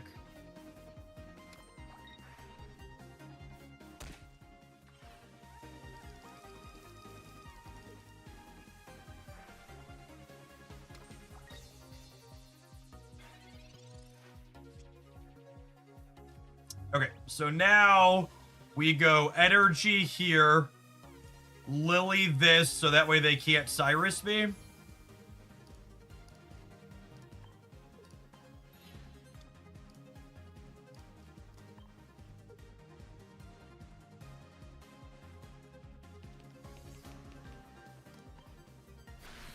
I think I get damage marked on Darkrai again, because once this has 4, we clear it in 1 anyways. I'm gonna be 2 turns. I'm 2 turns off of energy and then energy retreat and swap in here.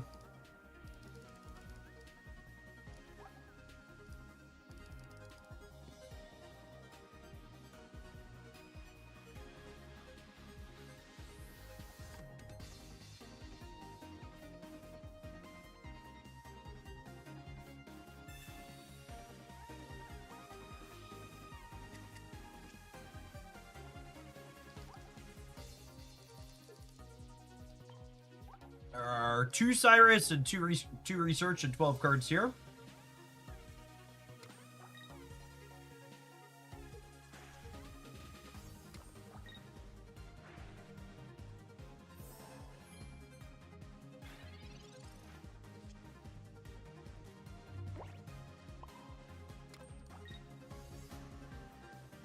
It's funny, if I would have hit the Giratina last turn, we actually would have won this turn with the X-Speed plus Cyrus. Which maybe I'm supposed to play to that out. Such a funny combination of cards to have after they Mars us. Do they have a combination of things that kill us here? I don't think so, right? Because they need to play a supporter to get Snorlax out of the way. And then once they do that, they can't pull up anything else. So they would need to, like, Mars me again? Oh my god, do they have a Repel? No shot they have a Repel. Repel kills me. What are we doing here, gamer? You're not on board. Alright, just give it up. Got it. Understood.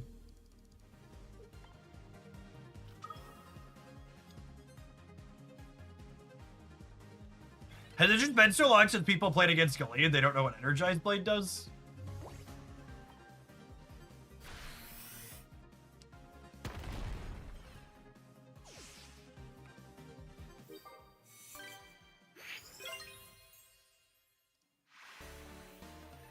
Yes, Repel is a Sabrina that only moves basics out of your opponent's lane, so not a strictly better Sabrina. Situational, but not a supporter. Alright, we need to take a brief pause for the cause to let some adverts roll. I'm gonna go ahead and throw the deck list up on screen while we do that. If you're watching this on YouTube right now, make sure you smash the like button. It doesn't cost you anything. It helps the content reach some more people. If you're enjoying the Pokemon Pocket content being back, it's a free little bit of engagement to keep it coming back day in and day out. Appreciate the folks that do that.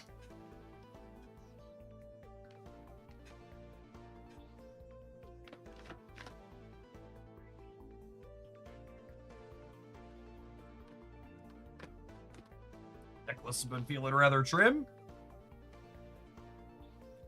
Did that Giratina attack with 2 energy? No, it had 4 psychic energy on it. When you hit 4 of a type, it puts it into 1 symbol. And then puts a 4 on it. And 5 total energy.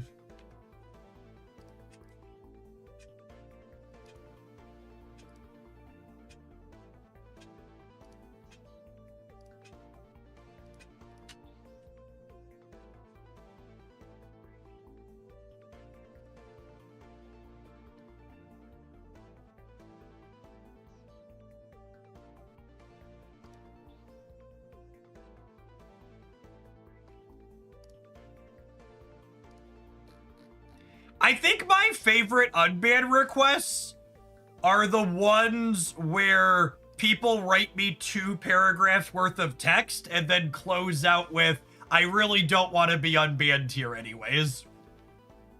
It's just like, I too frequently spend my time writing 2 paragraphs about something that I care very little about. I would ask if the gamers are okay, but the answer to this question is painfully obvious.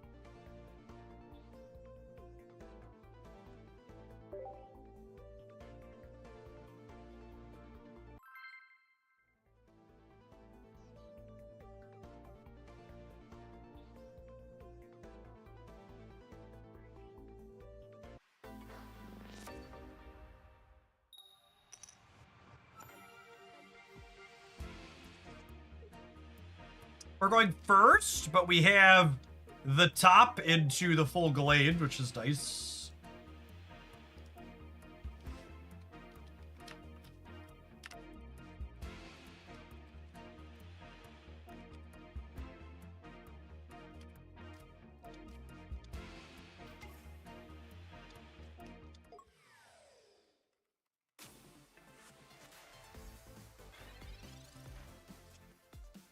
Kobe, thank you for the 66 months. 5.5 years is a long time. Welcome back.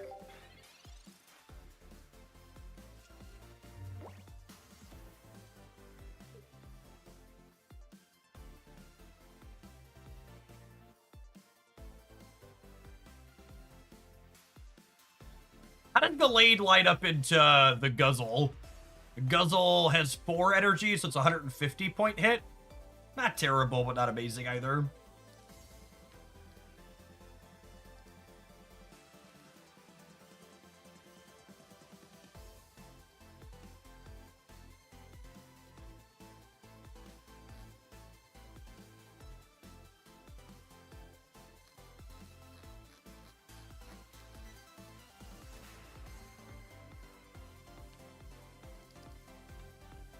Hello, opponent.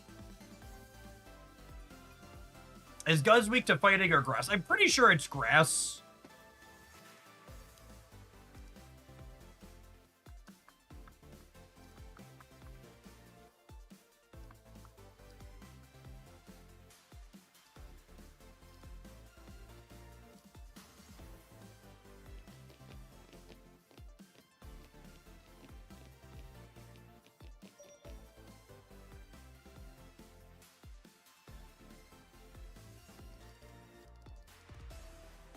Stiggy Games, thanks for hanging out in Hoaglandia for over 5 years. Appreciate the support.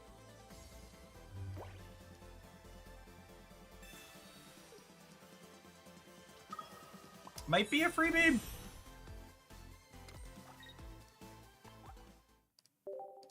That's sad. I don't know, in games that way.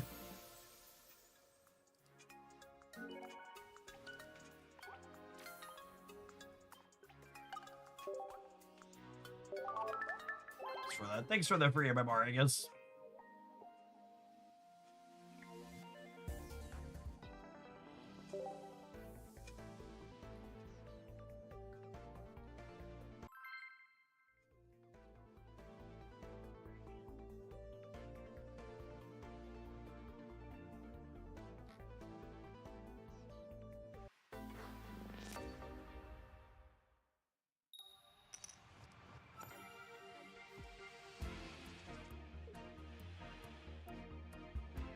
Going second.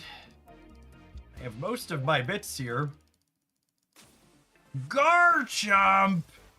There's a name I haven't heard in a long time. He's on my list of things to get around to. Love me a land shark.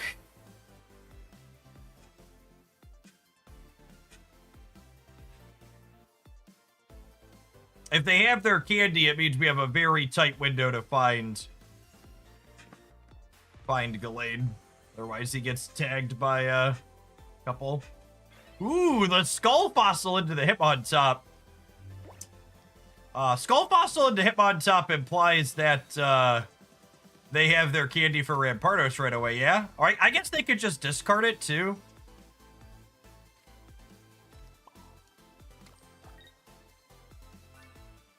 Is there ever a world where I want another Ralts on the bench? I want to be better against Red Card and Mars, so I think we err on the side of yes. 2 energy Chomp or EX. I think you assume EX Chomp until proven otherwise, typically, when you see it. It's more common. Neither are common, but EX Chomp is more common. Hey, Coach. Thank you for the almost 7 years. Welcome back.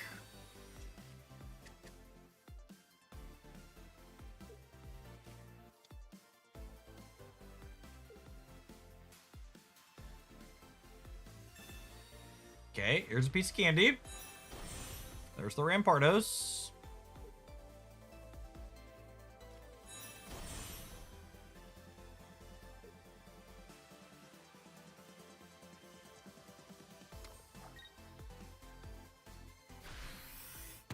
What do we think of Cyrusing up the Rampardos here? I think I'm into it, yeah?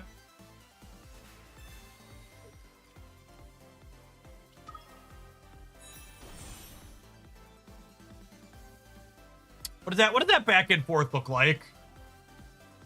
If I Cyrus the Rampardos, they clear me, and then my Gallade can clear them. And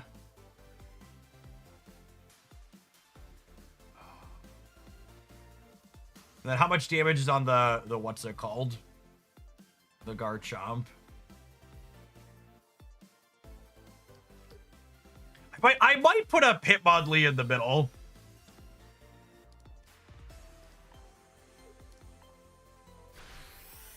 Yeah, so obviously the Gallade could clear the Rampardos, but my pausing thought here, it's a shame this isn't another Hitmontop.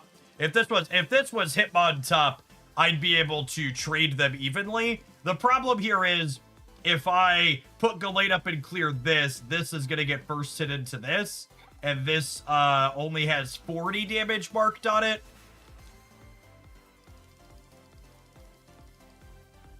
Oh, but I guess if it has 40, that means it's at 130, which means this is clearing in 1 unless they have Lily. Did they just decline hitting me?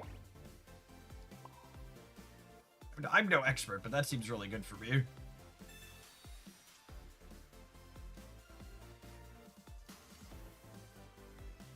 This is currently not getting anything, so let's communication. Hitmontop back into my deck, grab the Gallade, and then Pokeball the Hitmontop back out.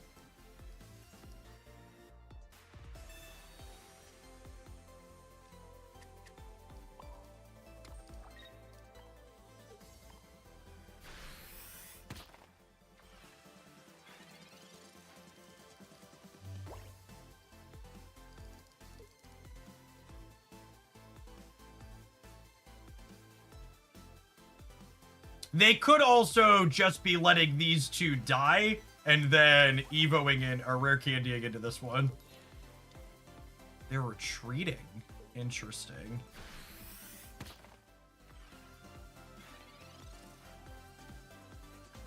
Without the evo, this play seems really bad for them, yeah?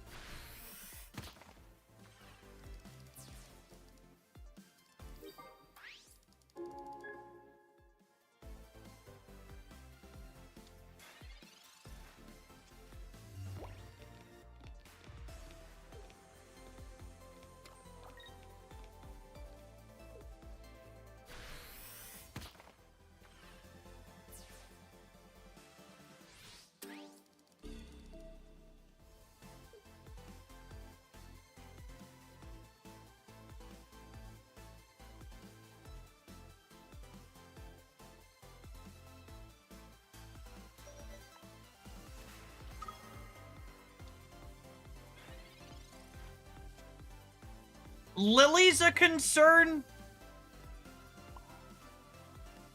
They're definitely on 2 Lily. Lily into Cyrus could get us, I guess. But I think I need to clear the Garchomp out. Otherwise, that could be an issue. I don't think I could just kick them this turn.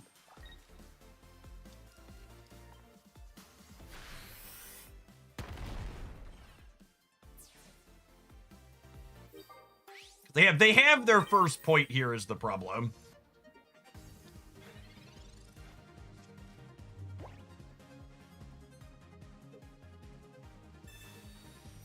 Yeah, Lily into Cyrus.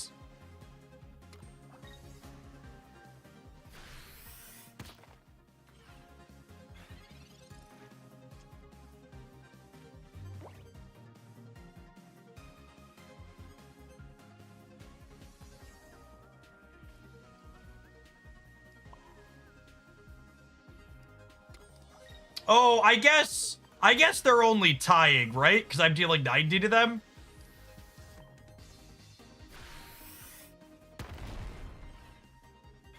They need Cape Cyrus here to win the game.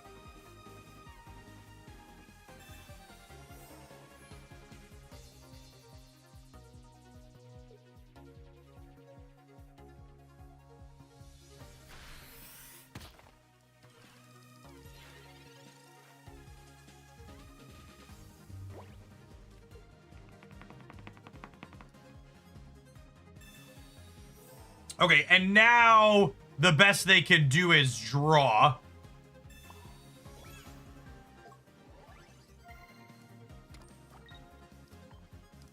And to draw, they need a fossil.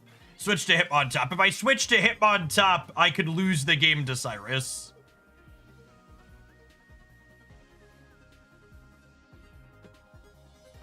Whereas this way, they need to have a fossil. And they're already through one fossil, and they've played 0 Cyrus. So now I win because we both have 3 points, and I have bench Pokemon and they don't. So the two ways you win a game of Pokemon Pocket are having 3 points and your opponent having no Pokemon, and we filled both of those conditions, and they only filled 1, ergo we win. It's two win conditions versus 1.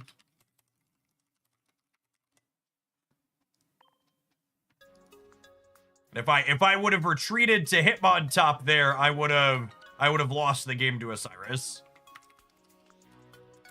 So my line means we're winning if they don't have a fossil, and we're drawing if they have a fossil.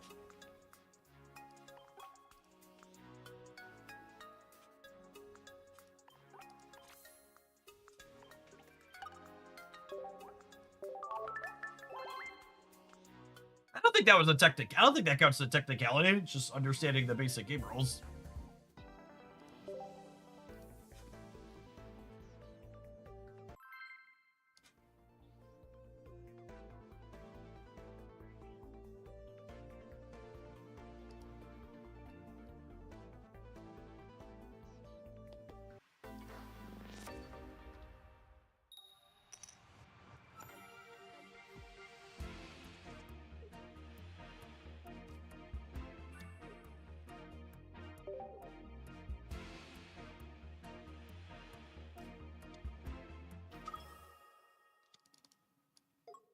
Two stars are so pretty.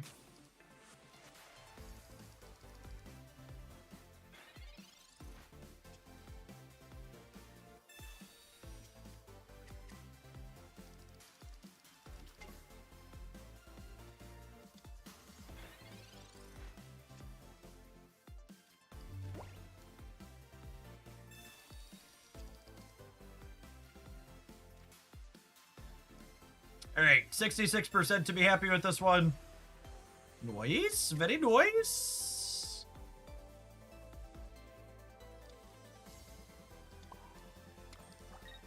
Kick the Eevee.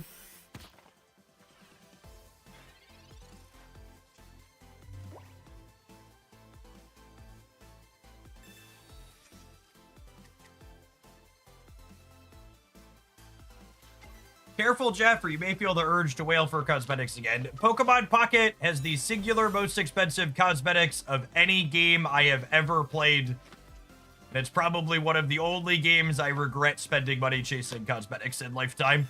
And I say that as someone who has spent a lot of money in a lot of games chasing cosmetics. They're just too expensive here. I absolutely will not be spending money to chase cosmetics in this game ever again.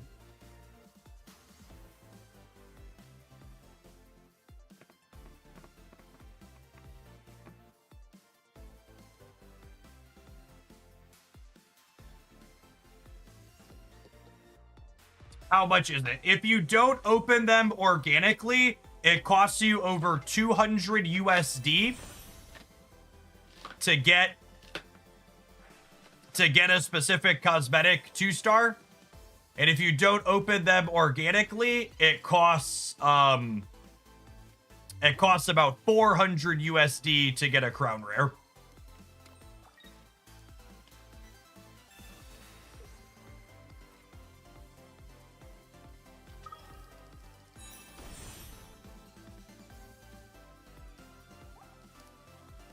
Beyond just undoing my stretch kicks is unfortunate. I think we're cooked. They just don't put enough energy on things, and they healed off my chip shots.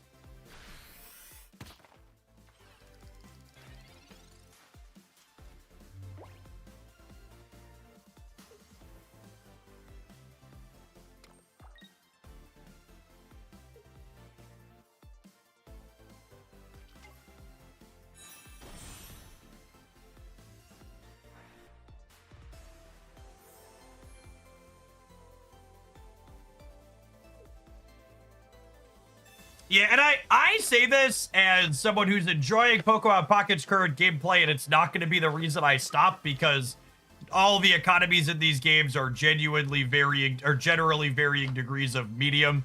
But I based on the numbers, I think Pokemon Pocket genuinely has one of the worst economies of any digital card game I've ever played.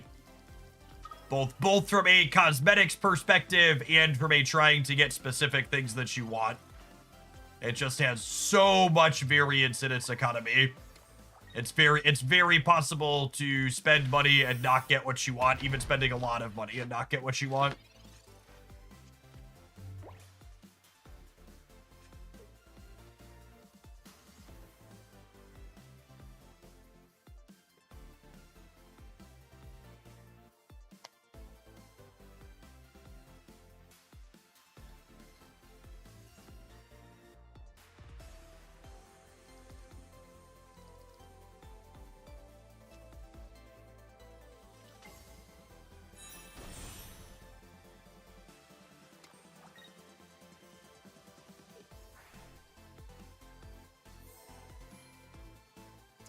Does Lily save us from being dead to this? I don't think it does, right?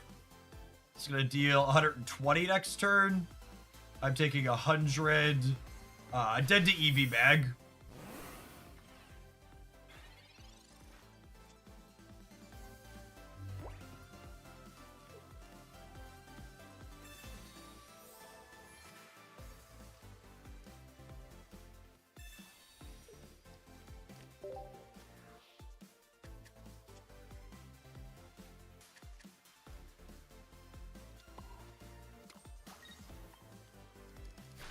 To be free to play like me and still have 2 Crowder Pokeballs. Yeah, that's why I always talk about the average case scenario or the little bit unlucky. A big part of what makes Pokemon Pocket's economy so bad is that it's really high variance. Like in Marvel Snap or Magic the Gathering or Shadowverse, I can give you pretty specific numbers for like what's the worst case scenario you're gonna have to spend on things. And in Pocket, that number is much higher for the worst case scenario. Yeah, if we would have drawn Cape here, we would have gotten him, but our Cape was buried in the bottom 8. God, what a fucking chode. The video games change, but gamers taking as many unnecessary game actions as possible instead of just winning the game remains the same.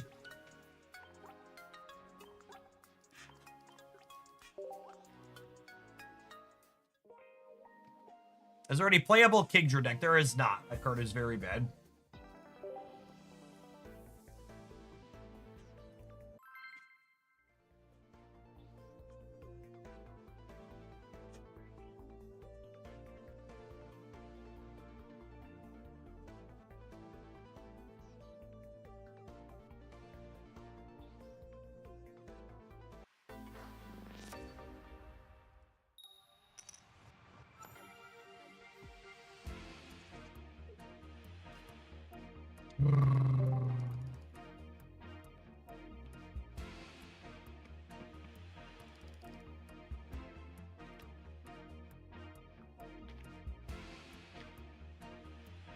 Hearthstone has pity timers and duplicate protection. Yeah, Magic Arena has dupe protection as well.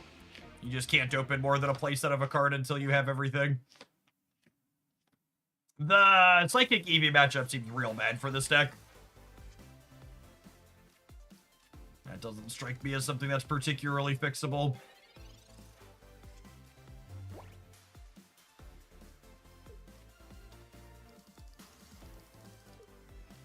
So, Pokemon Pocket's trading system is a fine solution to their economy being high variance, but it comes with the giant asterisk that it's only a functional solution to the variance in the economy if, and this is a big if, they don't constantly power creep, which they do with some amount of consistency.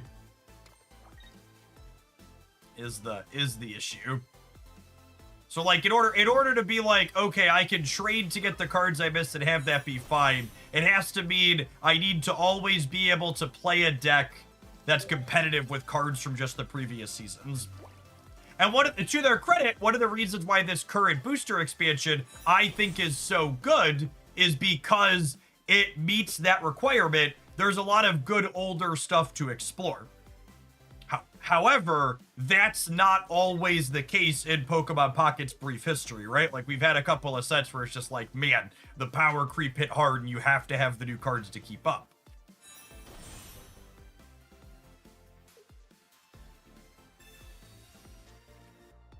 I think that's actually an aspect of these mobile game economies that doesn't get talked about often enough, is how much of their balance and how much of their economy and whether or not the economy is reasonable is directly linked to how balance for the game is handled. And I actually think that's one of the reasons why Marvel Snap's economy is so good, in addition to the pure numbers behind it, is because Marvel Snap's balance team does a very good job of not power creeping and keeping older things relevant consistently. Snap's economy would be significantly worse if you had to constantly have every card they release. Like, it wouldn't be acceptable, I don't think. But you don't have to. You could skip a lot of them and still be competitive.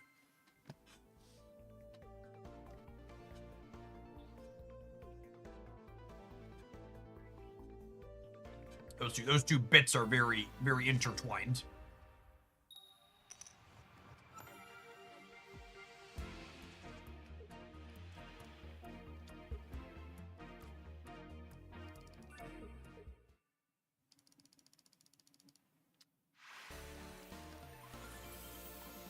Opponent apparently doesn't want to play against Fighting Energy.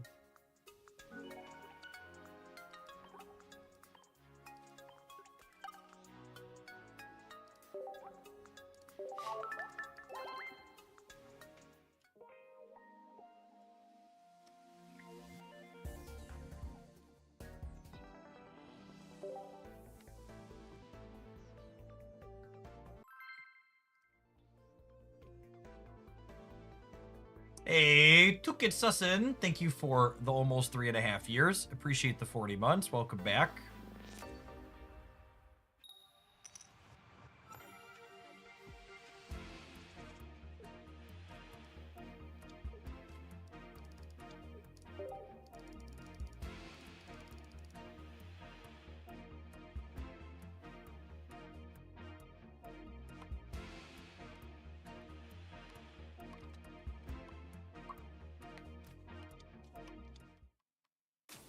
Who's weak to fighting? Yes, you are. Yes, you are.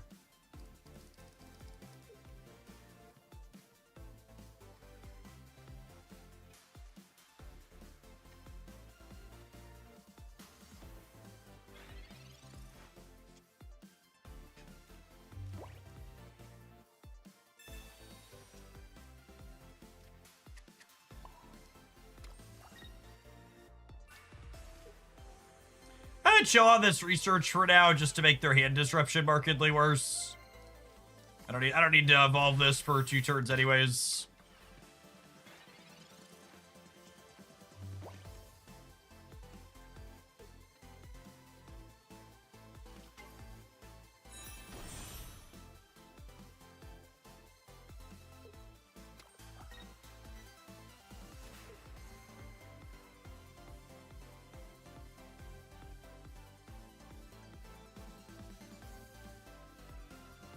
I guess there could have been merit to holding the Hitmonlee for a, could have been merit to holding the Hitmonlee for a copy of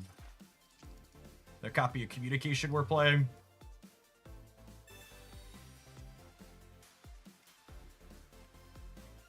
And once we find this, we're just in a very incredible spot here, obviously.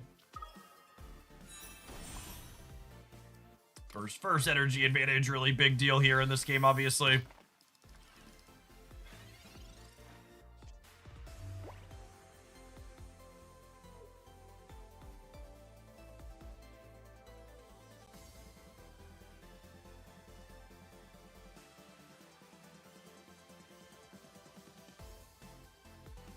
This expansion's power creep is Crobat and Espeon. I'd really encourage you to go back and look at the most recent meta report from last week if you think Crobat is power creep.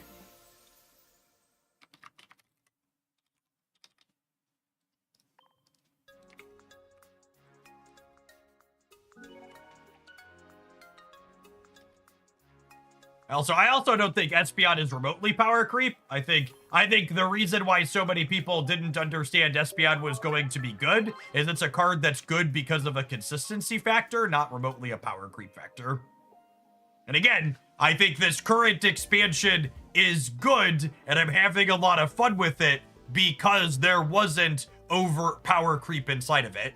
They did a really excellent job of adding new designs to the game to give you more things to explore, and most of the best decks by the numbers in our recent meta report are leaning heavily on cards from previous seasons, with things like Buzzwole and Darkrai being the best among them.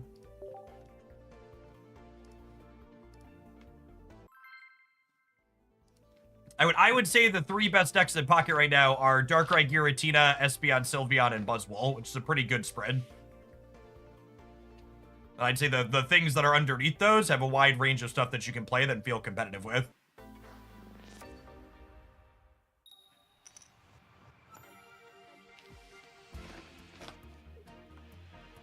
I think the biggest testament I could give to how good this format is and how many things are playable is we're like 2 weeks into playing games in this format, and I haven't started a deck highlight with this deck is really fun when it works, but is actually kind of bad.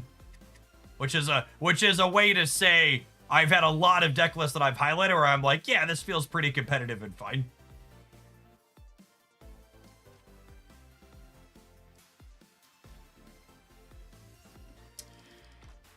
Part of me wants to communicate the Hitmonlee into another Hitmontop. However, if I do that, I don't mind burning the communication out of my hand either, though. If I hit the other Gallade on the 50-50, I'm kind of sad to a Sabrina.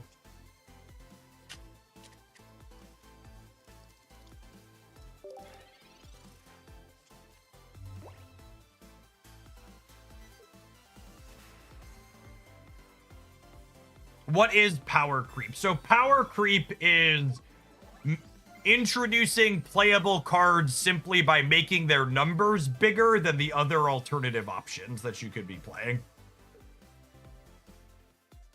That's what power creep is at its core.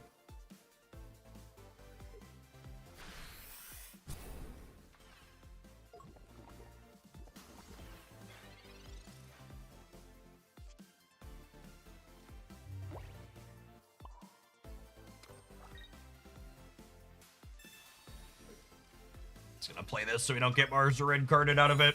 It would be nice to conceal that I have it, but the downside is too high.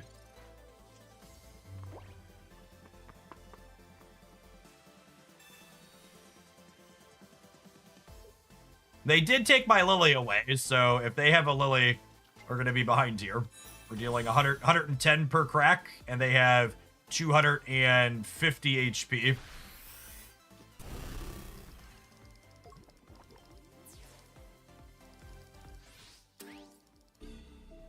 So I need to either redraw my Lily or hope they don't have one of their own. Which a lot of Crobat decks are playing at least one. 2 is not uncommon.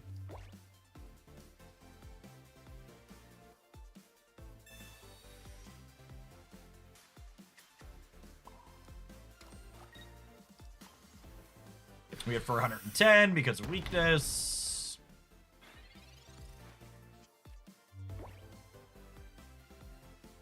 And they haven't played out another basic, which would imply they have other stuff going on in hand.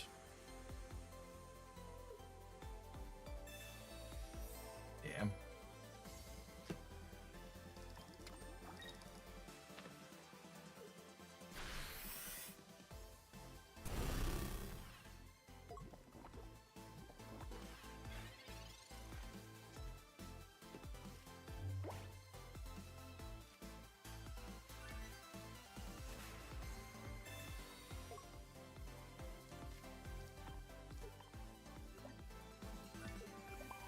right, this is big, not dead yet energy, but things are not looking good for our hero for sure. So if I find the other routes, I can put this up, hit them, energy on the other routes, evolve it, and then retreat back into it. We're going to get chased down by an Umbreon, though. Umbreon and Cyrus both get us, even if we hit the out here.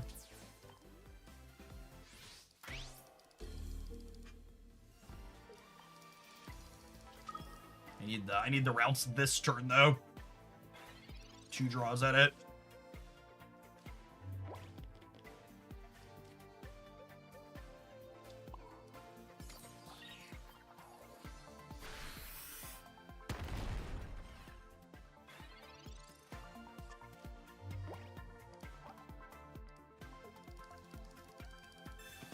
All right, there are technically combinations of cards here that let us win this game. It'll largely depend on what our opponent has, though.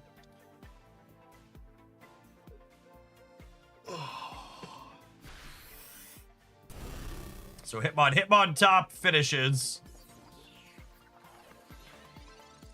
And then we need to dodge an Umbreon.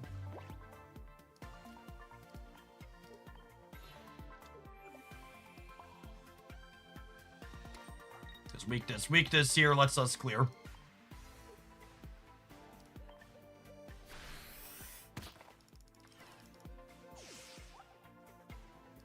Oh, you know, I should split this damage up so I have damage marked on 2 of them. Oh, I guess the EV bag though means I wanna spread it out. So Cyrus and Umbreon both clear here. And they haven't played either research yet, so those are redraws into them. Yep, scary. And this could find Sylveon, which could find Umbreon. Close game either way. Opponent played this well.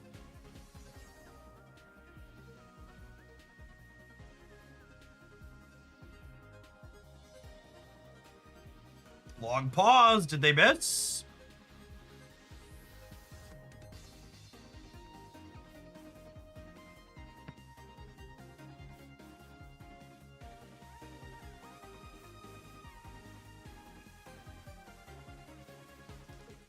Nice. Okay. Sometimes lucky.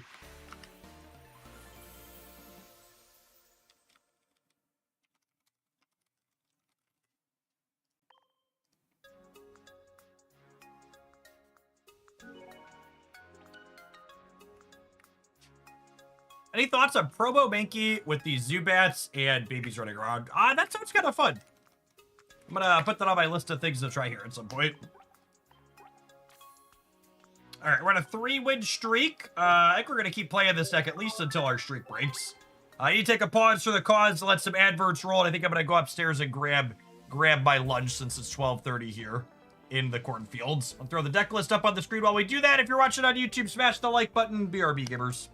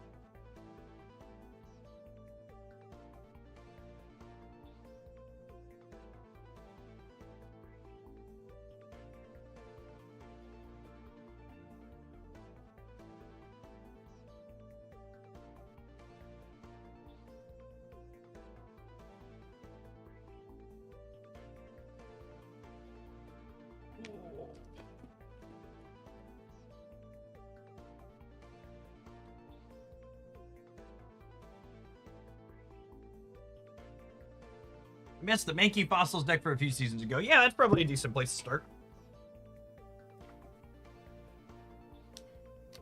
I too enjoyed that one. Cool.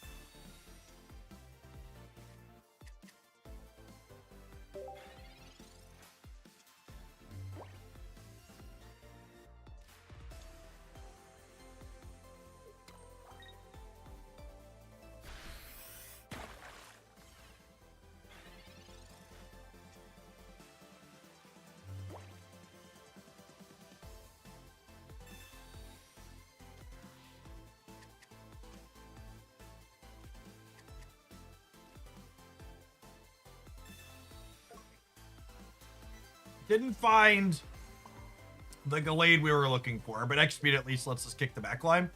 Taco Collector! What an appropriate reassemble. I'm sitting here eating my leftover Mexican food from last night. Appreciate the 14 months.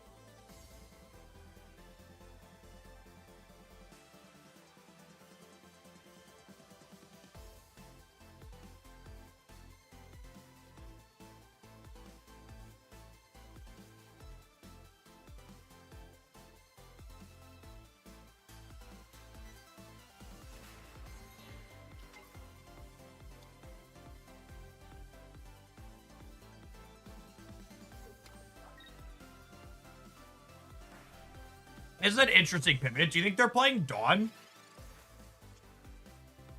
I'm trying to think why they would switch like this.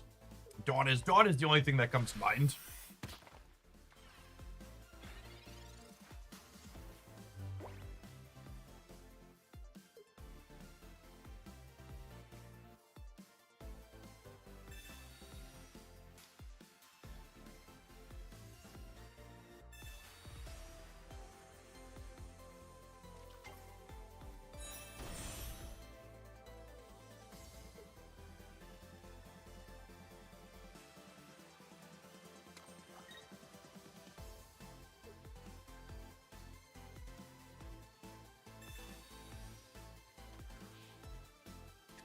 I mean, my hand wasn't amazing.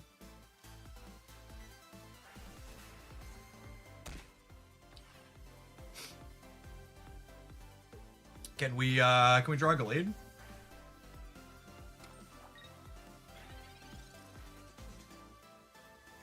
Sad.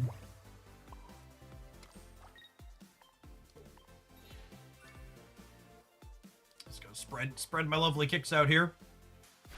Is new Umbreon good? It's fine. Not amazing, but reasonable.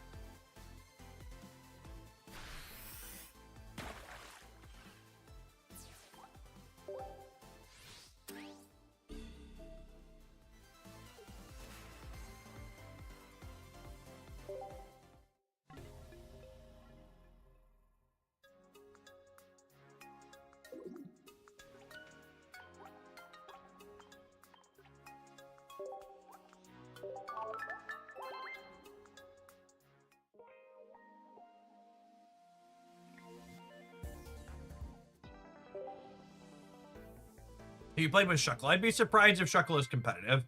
I've not gotten back around to Arceus Crobat yet. No, that might be fine. I agree, Dylan.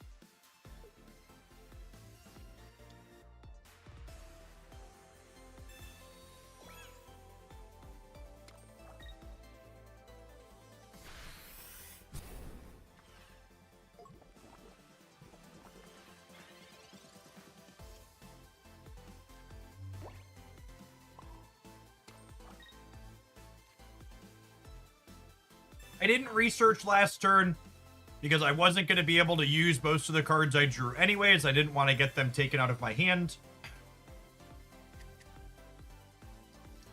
Rare candy into the Gallade now. I think we just go ahead and put the Ralts out as well. Let's have the other rare candy lined up. I'm gonna chill on this Hitmon leaf for the time being because we could draw communication and turn it into the other Gallade.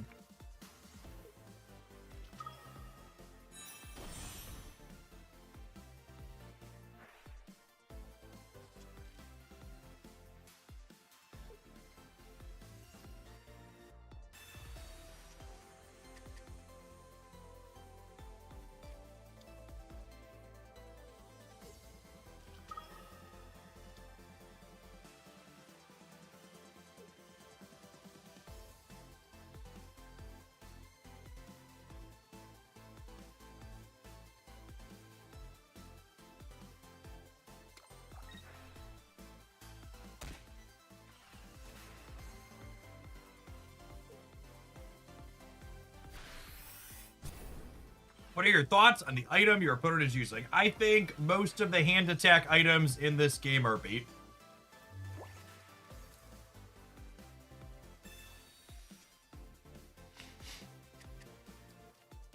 I think the small deck sizes in tandem...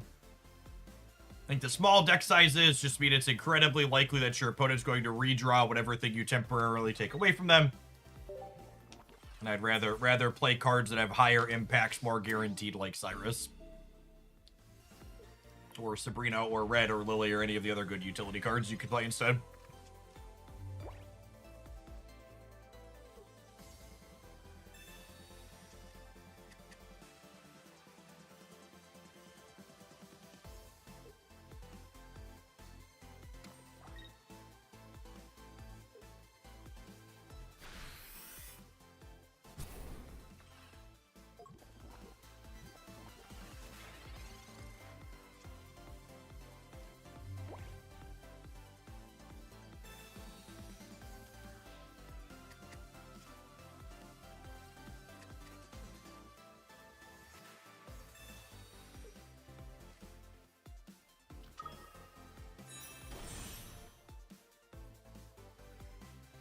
Would silver be good if it discarded the card? Probably, yeah. Be much better than it currently is.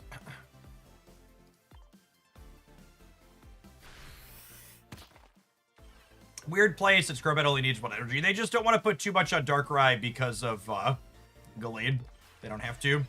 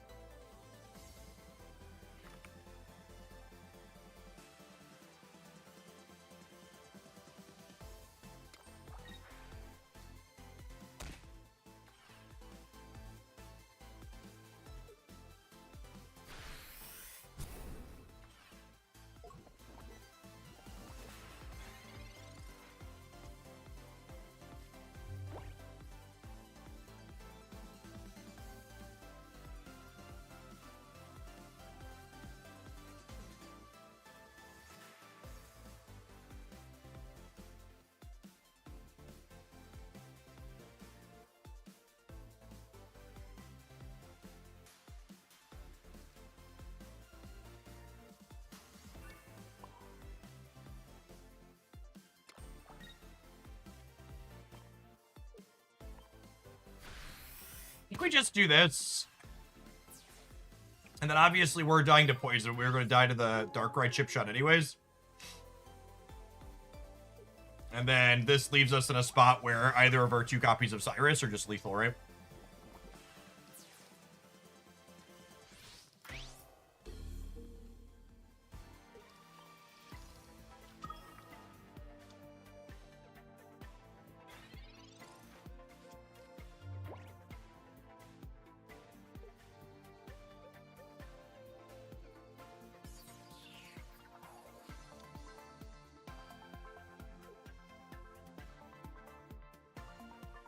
Oh, this is clever. They put the Darkrai up so they can retreat the energy off of it. Well played from the opponent here.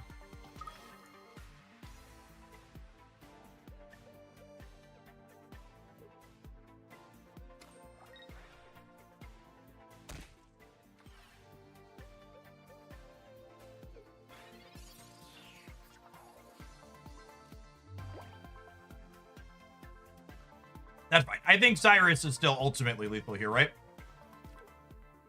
I drag this up. We hit it for 90, and then we have Hitmontop to finish. I don't think there's any reason to leave the injured Gallade in the active spot. I just don't want to get caught by something I'm not thinking of. I'm just going to swap these around because I can.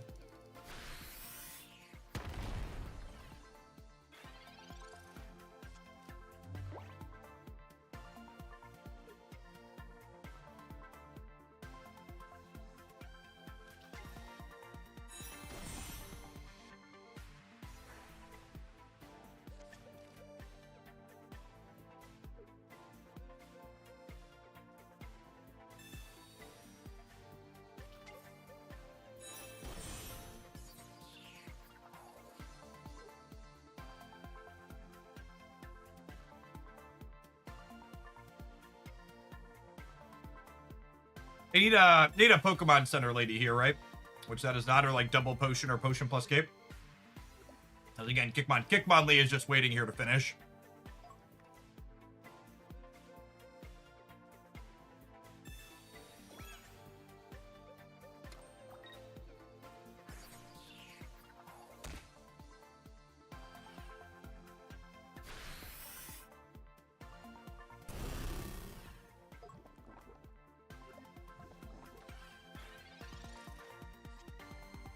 And someone asked me about these dark pendants earlier. I want you to imagine for a moment if my opponent's 2 dark pendants this game had been 1 copy of cape and 1 copy of potion.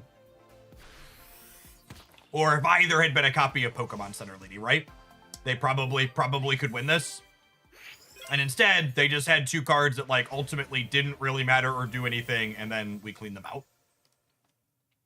And that game was razor close, right? Like, and the game would have been potentially less close or tipped in their favor a bit if they would have had cards that did something instead of cards that just didn't, like those ones.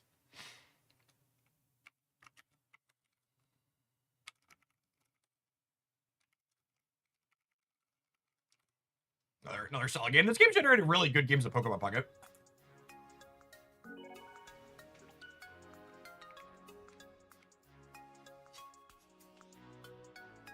Hey, Jeff, I noticed you stream on Twitch and YouTube. With YouTube, you switch accounts based off the game you play. On Twitch, you don't. Is that just because of the algorithm? Yeah, it's because YouTube ultimately is an exceptionally trash platform that really punishes content creators for branching out.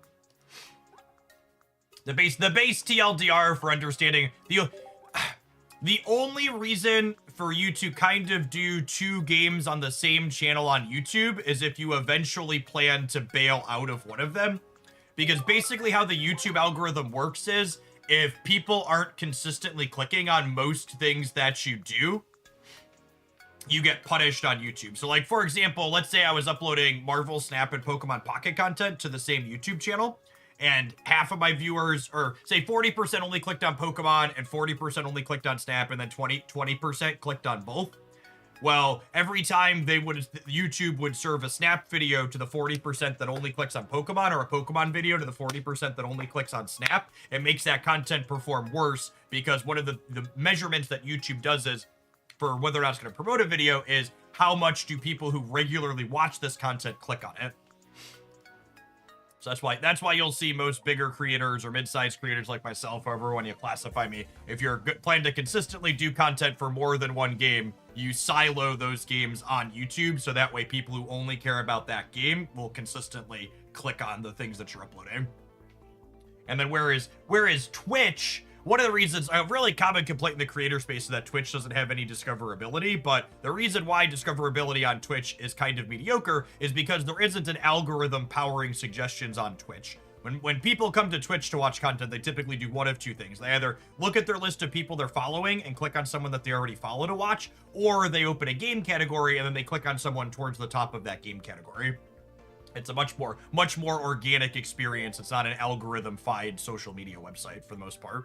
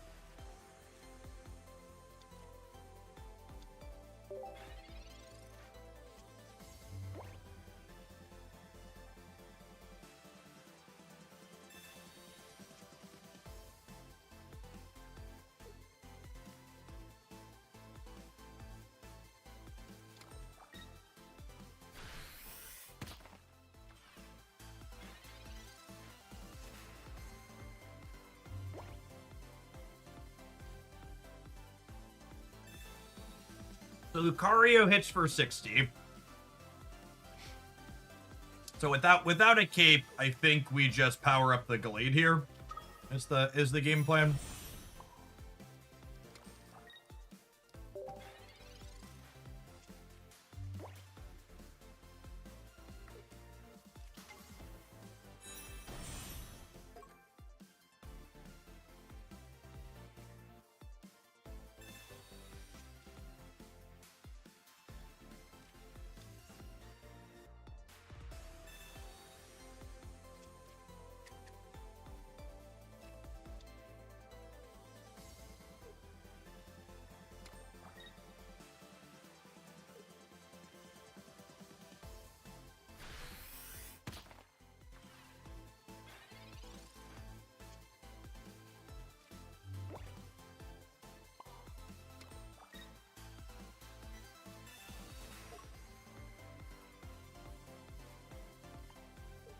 The second energy up here must have been a misclick, right? I mean, they're just not thinking about X-Speed. X-Speed definitely doesn't get the respect it deserves these days.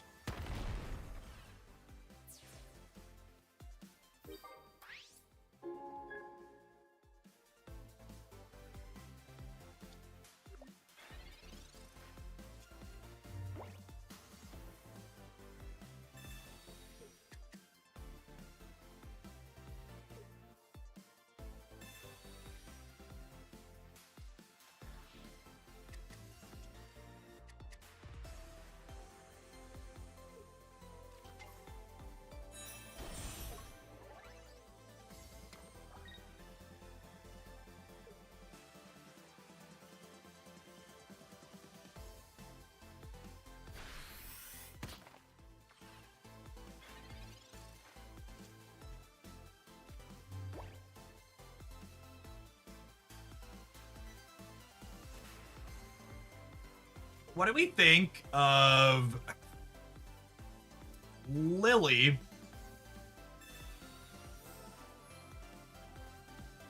and then switch to Hitmontop and hit this for 20?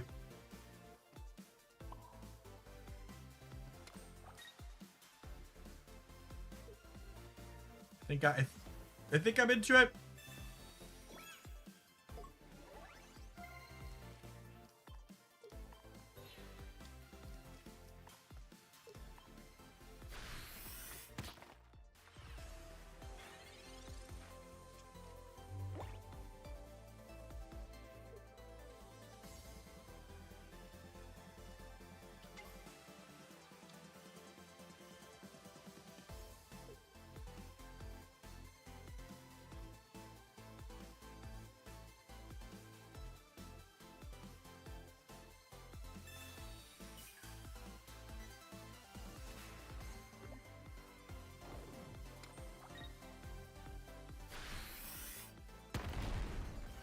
And then we baited them into dying to the red here. I bet they have Cyrus to finish this Hitmonlee and win the game. I guess they only have 1 point, but either way. Our copy of red finishes here. Clear for that 130.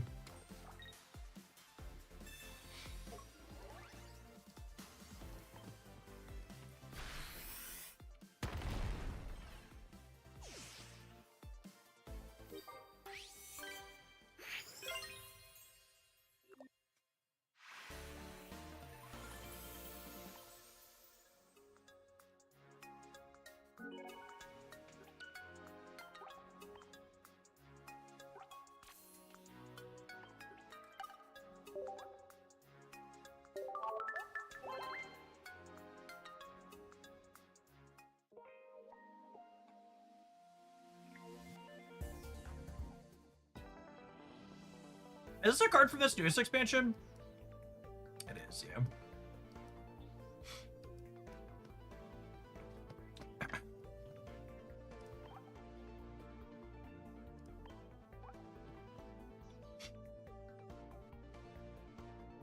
How's it going, trainers? Today's Gallade deck highlight really showcases one of the reasons why I've been loving this latest Pokemon Pocket expansion. This set not only dropped new cards that create new decks to explore, but they added so many little things that supplement older cards, and I can play sweet things like Gallade EX and not only do well, but really feel competitive with them. The newest Hitmontop is a phenomenal addition to this deck. This archetype always wanted to play Hitmonlee previously to soften up the opponent's bench Pokemon to make your copies of Cyrus really feel potent, and Hitmontop does that while not having Hitmonlee's primary weakness of not being able to pressure your opponent's lead. Especially in tandem with lots of baby Pokemon running around and other things like that, Hitmontop giving you little chip shots to the front while also softening up the back so you can pull in something with Cyrus, then finish it with the Gallade feels quite strong. This deck list put up a solid result in one of our recent community tournaments. I had an excellent run through Ultra 4 with it on the ladder. If you enjoy seeing off-minute deck lists explored like this in Pokemon Pocket, make sure you're subscribed to the channel, show us any of the upcoming highlights that we'll have here, and smash the like button on today's video if you're having fun with it. For the rest of the day, enjoy the games. Yeah, I like this. I like this one a lot, gamers. Solid. That was a very, very solid one. That being said, I think we're going to pivot on over to some snap-in for the next segment of the afternoon. I think my plan is to start with some Pokemon Pocket again tomorrow morning. And as always, there are plenty of deck highlights up on the YouTube channel. We had another one go up today while we were live. So if you're looking for more YouTube content from me, do like I just said in that YouTube intro, and make sure you're subscribed and ring the bell on the Hoaglandia Pocket channel. Got stuff going up there 7 days a week. If you want to watch some Snap on the YouTube side, you'll need to kick over to the Jeff Hoagland YouTube channel. If you're on Twitch, hang tight. I'm going to run an advert while I get things loaded up and let people know that we're switching to Snap in the Discord server. Appreciate the folks that were here for some Pocket this morning.